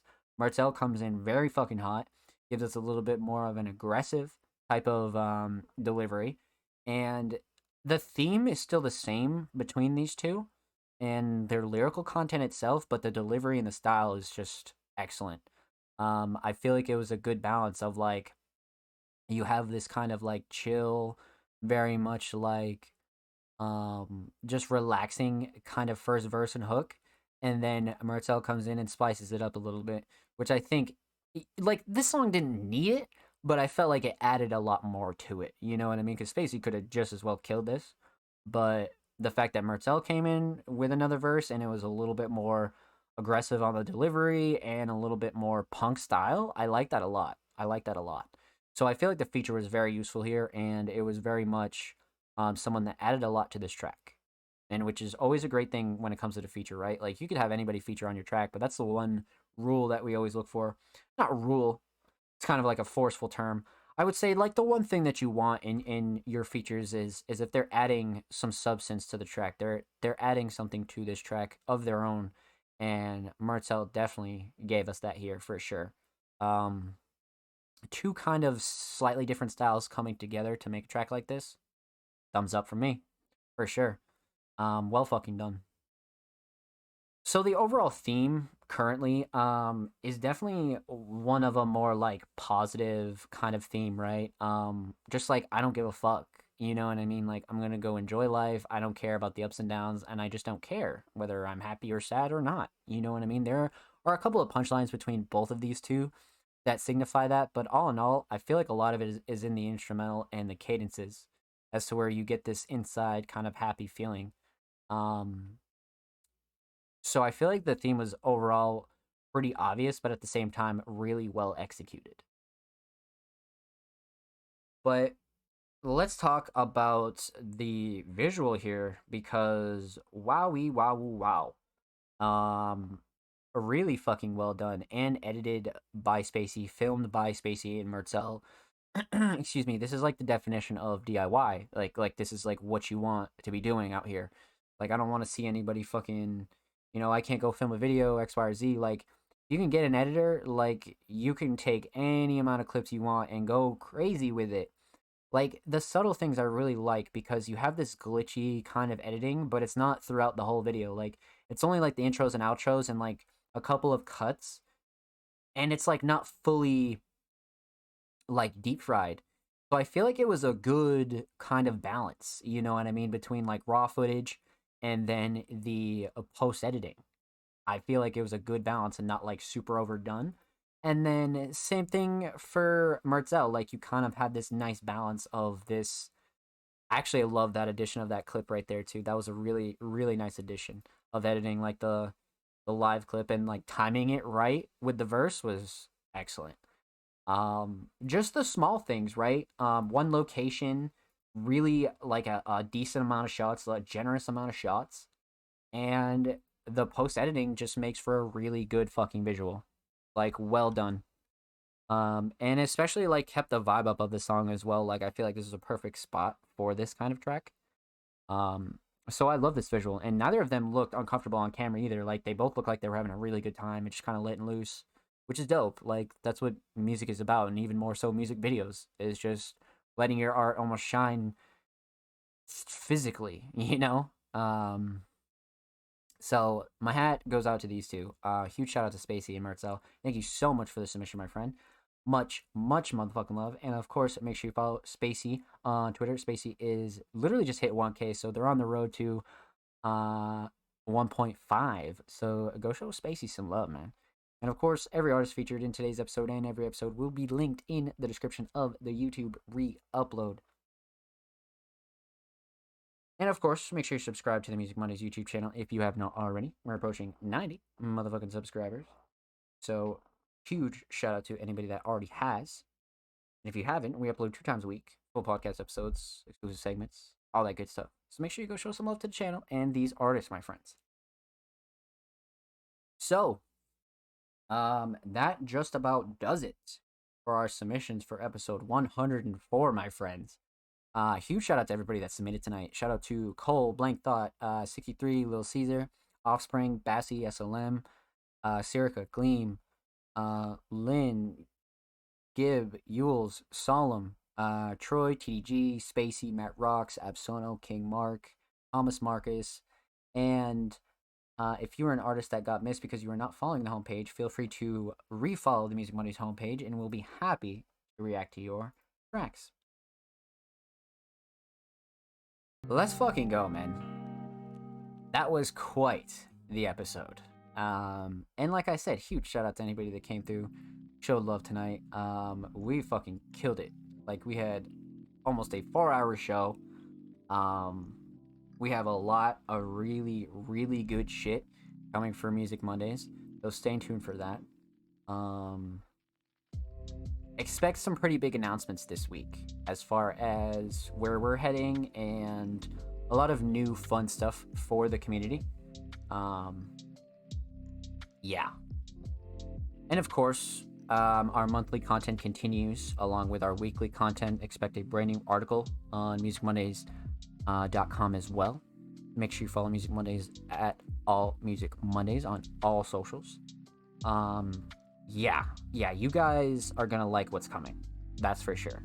That is for damn sure. So expect a little bit of surprise drops coming from us and the Music Mondays team. But per usual, if you'd like to submit for episode 105, submissions open tomorrow. So make sure you follow us at All Music Mondays. And huge shout out to anybody that came through and chatted tonight. Huge shout out to TDG, King Mark, Offspring, Solemn, Bassy. Huge shout out to Cordium. Thank you for the follow. Welcome to the stream and family. Anybody else that lurked and chilled, I appreciate you. Thank you, thank you, thank you. I see you. I see you out there. Yeah, top 3 artists of episode 104 will be tweeted out within the next couple of minutes. But yeah, so we had like almost like a 4-hour show tonight, and if we consistently keep getting like 20 to 30 submissions, we'll find a way to like filter certain submissions through and make the show like a bit shorter or something like that. But you guys know the drill. Everything will always be free. Everything will always be here. And I hope you guys are excited for the rest of January and February, because we have a lot coming, and me and the staff have been working our asses off. So I hope you guys enjoy. Make sure you follow us on all platforms at All Music Mondays. Visit our homepage at allmusicmondays.com. And again, shout out to anybody that came through, showed love, submitted. I appreciate it. Thank you so much. It's been your host, Zom Slays. I appreciate you. And I'll see you guys next week for episode 105. I almost said 106. I was like, damn. Alrighty, chat. I love you guys. Take care. Follow us on socials. Keep your eyes peeled for new updates. We cranking. Let's get it, baby.